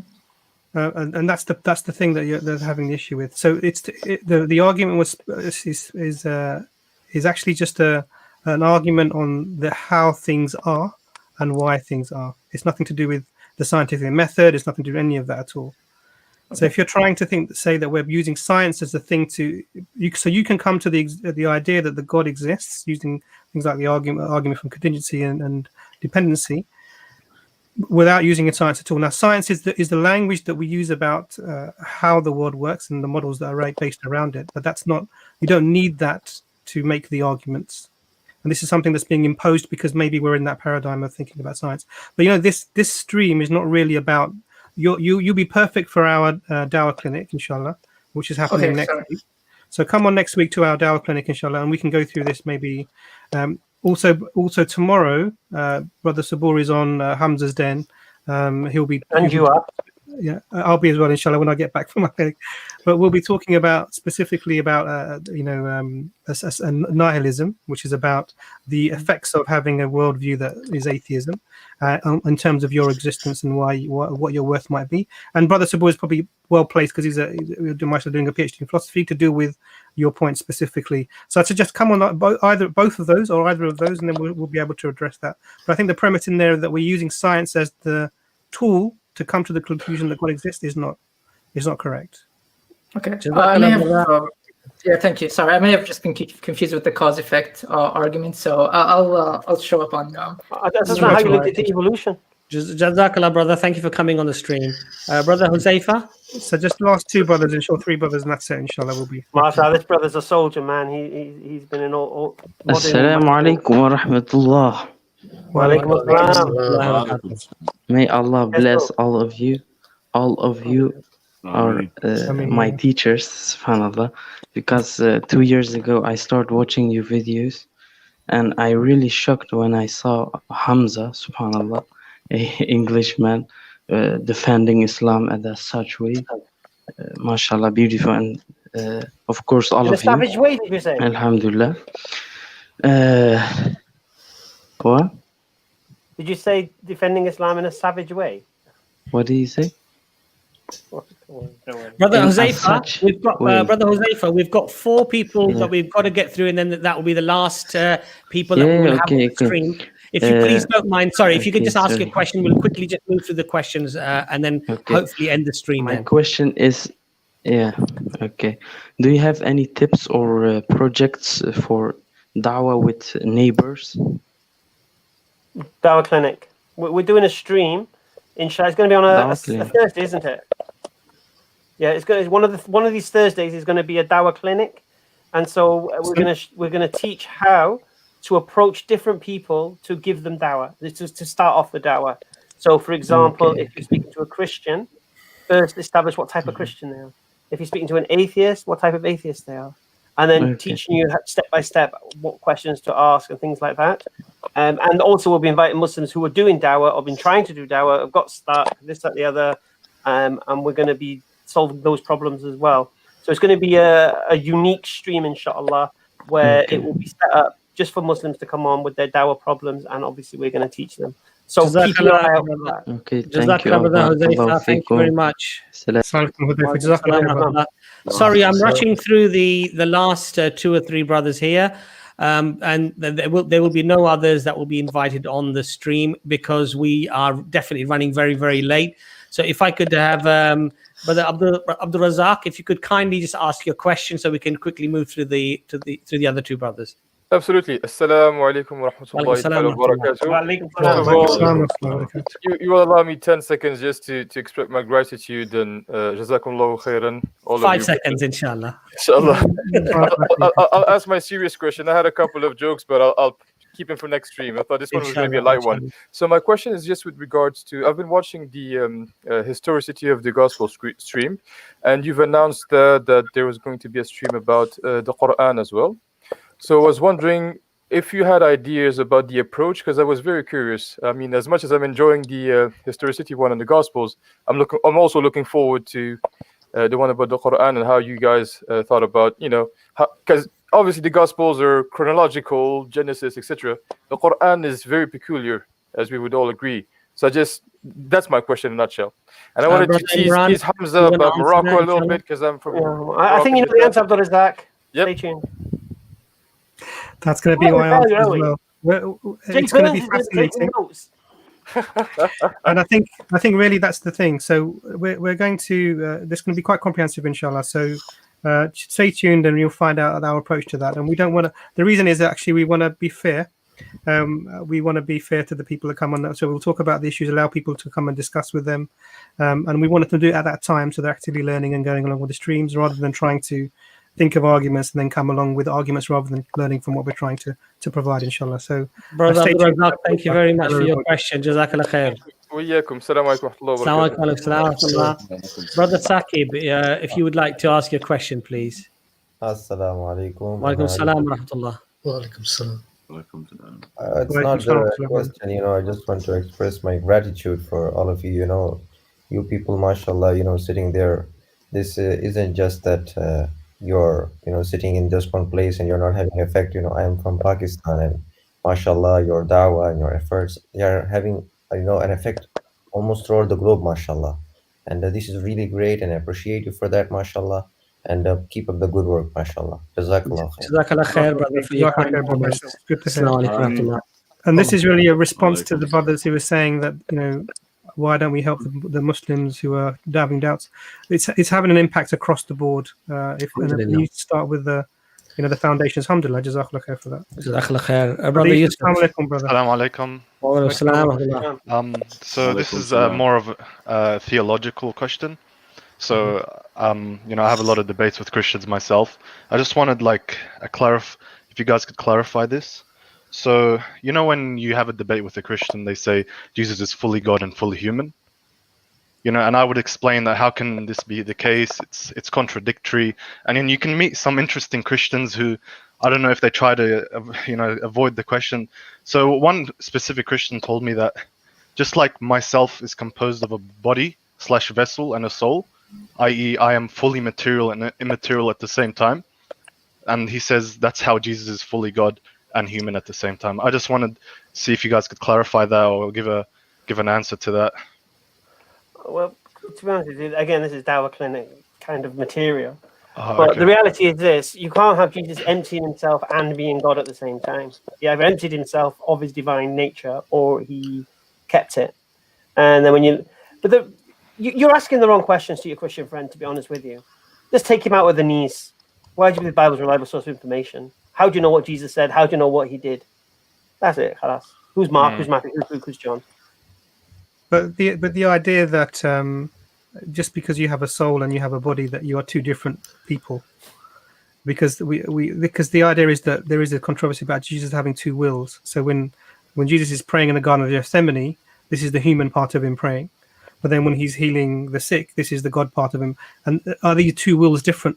You know, there's a concept. This is an issue. So you as a human being, unless there is something wrong with you, why you have multiple personality disorder, you are one-willed, one-person creature, right? Even though you have a soul and a body. So even that idea, if you go into that idea, it doesn't make sense. But I agree with Brother Hamza. It's probably unnecessary to go down that route if you go down the route of actually why do you believe that the text says what it says. And how do you know from reading when somebody's acting as a human or not as a human?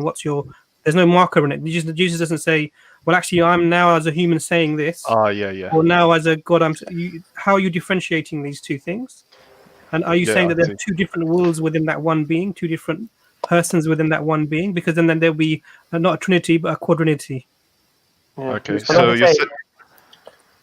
so you're saying that the Bible doesn't make it clear on what Jesus' nature is when he says things, right? Yeah, this is assumed because it fits into the narrative. Yeah. Yep. Can I just have one quick question for Come to Success? No, Masha, yes, please. So alhamdulillah, you became Muslim. I saw the video of you and Hamza. Do you have any advice for people who are not Muslim, who become Muslim and they have to give up, such a different lifestyle, give up friends and give up old habits? And for someone who's not a Muslim and, wasn't grown up into that thing, you had to give up all of that. I have a lot of friends that they find it difficult. 2 months down the line, you feel like they'll come back to their old self. Do you have any advice for those type of people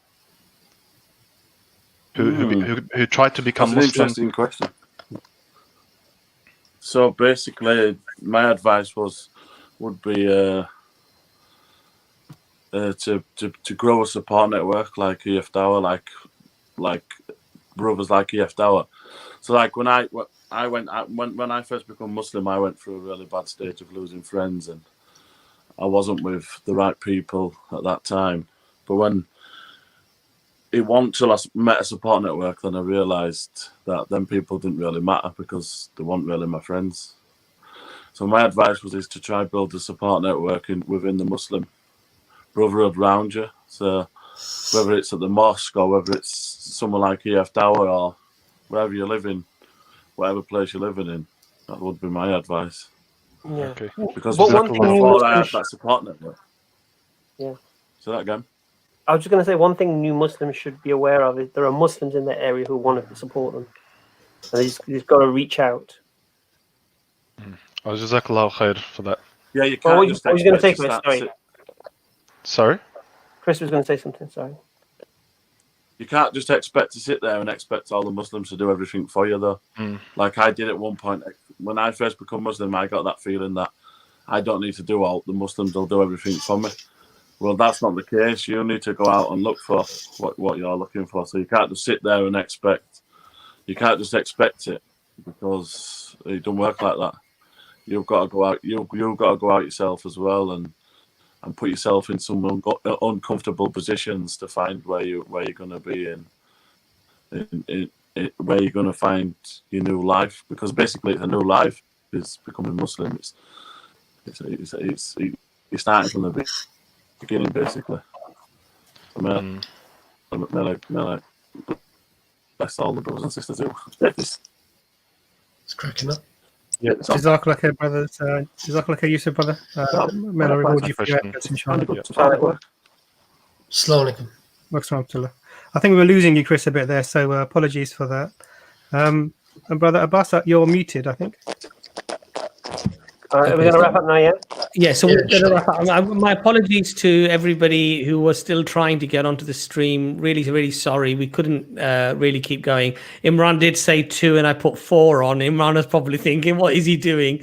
But I sort of rushed the questions through. So my apologies. I just wanted to give you a chance to come on. But I think, Chris, really what you've said is very, very important. And that is, making sure that you have a support circle. But I remember Hamza saying something that really struck me, which was he knew he was going to lose his girlfriend and possibly his daughters and his business and maybe his family and all his friends and everything. But he said something very poignant, and he said, but he knew it was the truth. So what am I going to do? It's the truth. And so that was the overarching quality that basically made Islam true. So yeah, I've got to follow it. And that was really powerful for me. That really, Hamza said it a couple of times, but it stuck with me. Do you remember, Hamza? You've probably mentioned it loads of times, I think, in Speaker's Corner as well, Yeah, no. Basically, I was trying to hold on to these things, isn't it? And then I had that kind of incident in my car. And it was like, I realized at that point that all these things I'm trying to hold on to, I'm going to say goodbye to anyway. If I'd have died that time, I would have lost them all anyway. And then it was a case of, well, I'm intellectually convinced this thing is true. What's holding me back is this emotional flex. And the reality, I better not say flex, but it's emotional. And that was just buried then by intellect when I was like, I'm going to say goodbye anyway. And this is the reality. And, this is advice to anyone who's embraced Islam, just like Ripple Project, our mate David, and Gavin's on the verge. It's like, whatever you give up for the sake of Allah, Allah will replace it with things that are better. So everything I gave up, I trusted in Allah, and everything that has been replaced. Everything, friends replaced with brothers, girlfriend replaced with a wife. I've got my daughters. All right, my other daughters with their mum.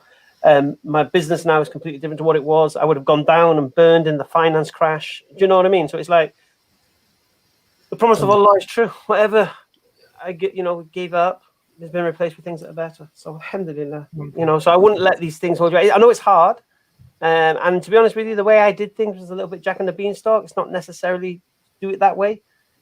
Flower don't grow in a day, but with me, it was a kind of magic bean. That's it, done. But no one was there to advise me. And that's the difference, I think. 19 years ago, there was no one there just to advise me, or you don't need to do this, that, the other. But now, alhamdulillah, we Yaftawa as an organization, we're giving, mashallah, we're giving shahadas, and we're there, and we're guiding people, and we're saying, look, first establish your prayer. Know what these are things, and when you become strong.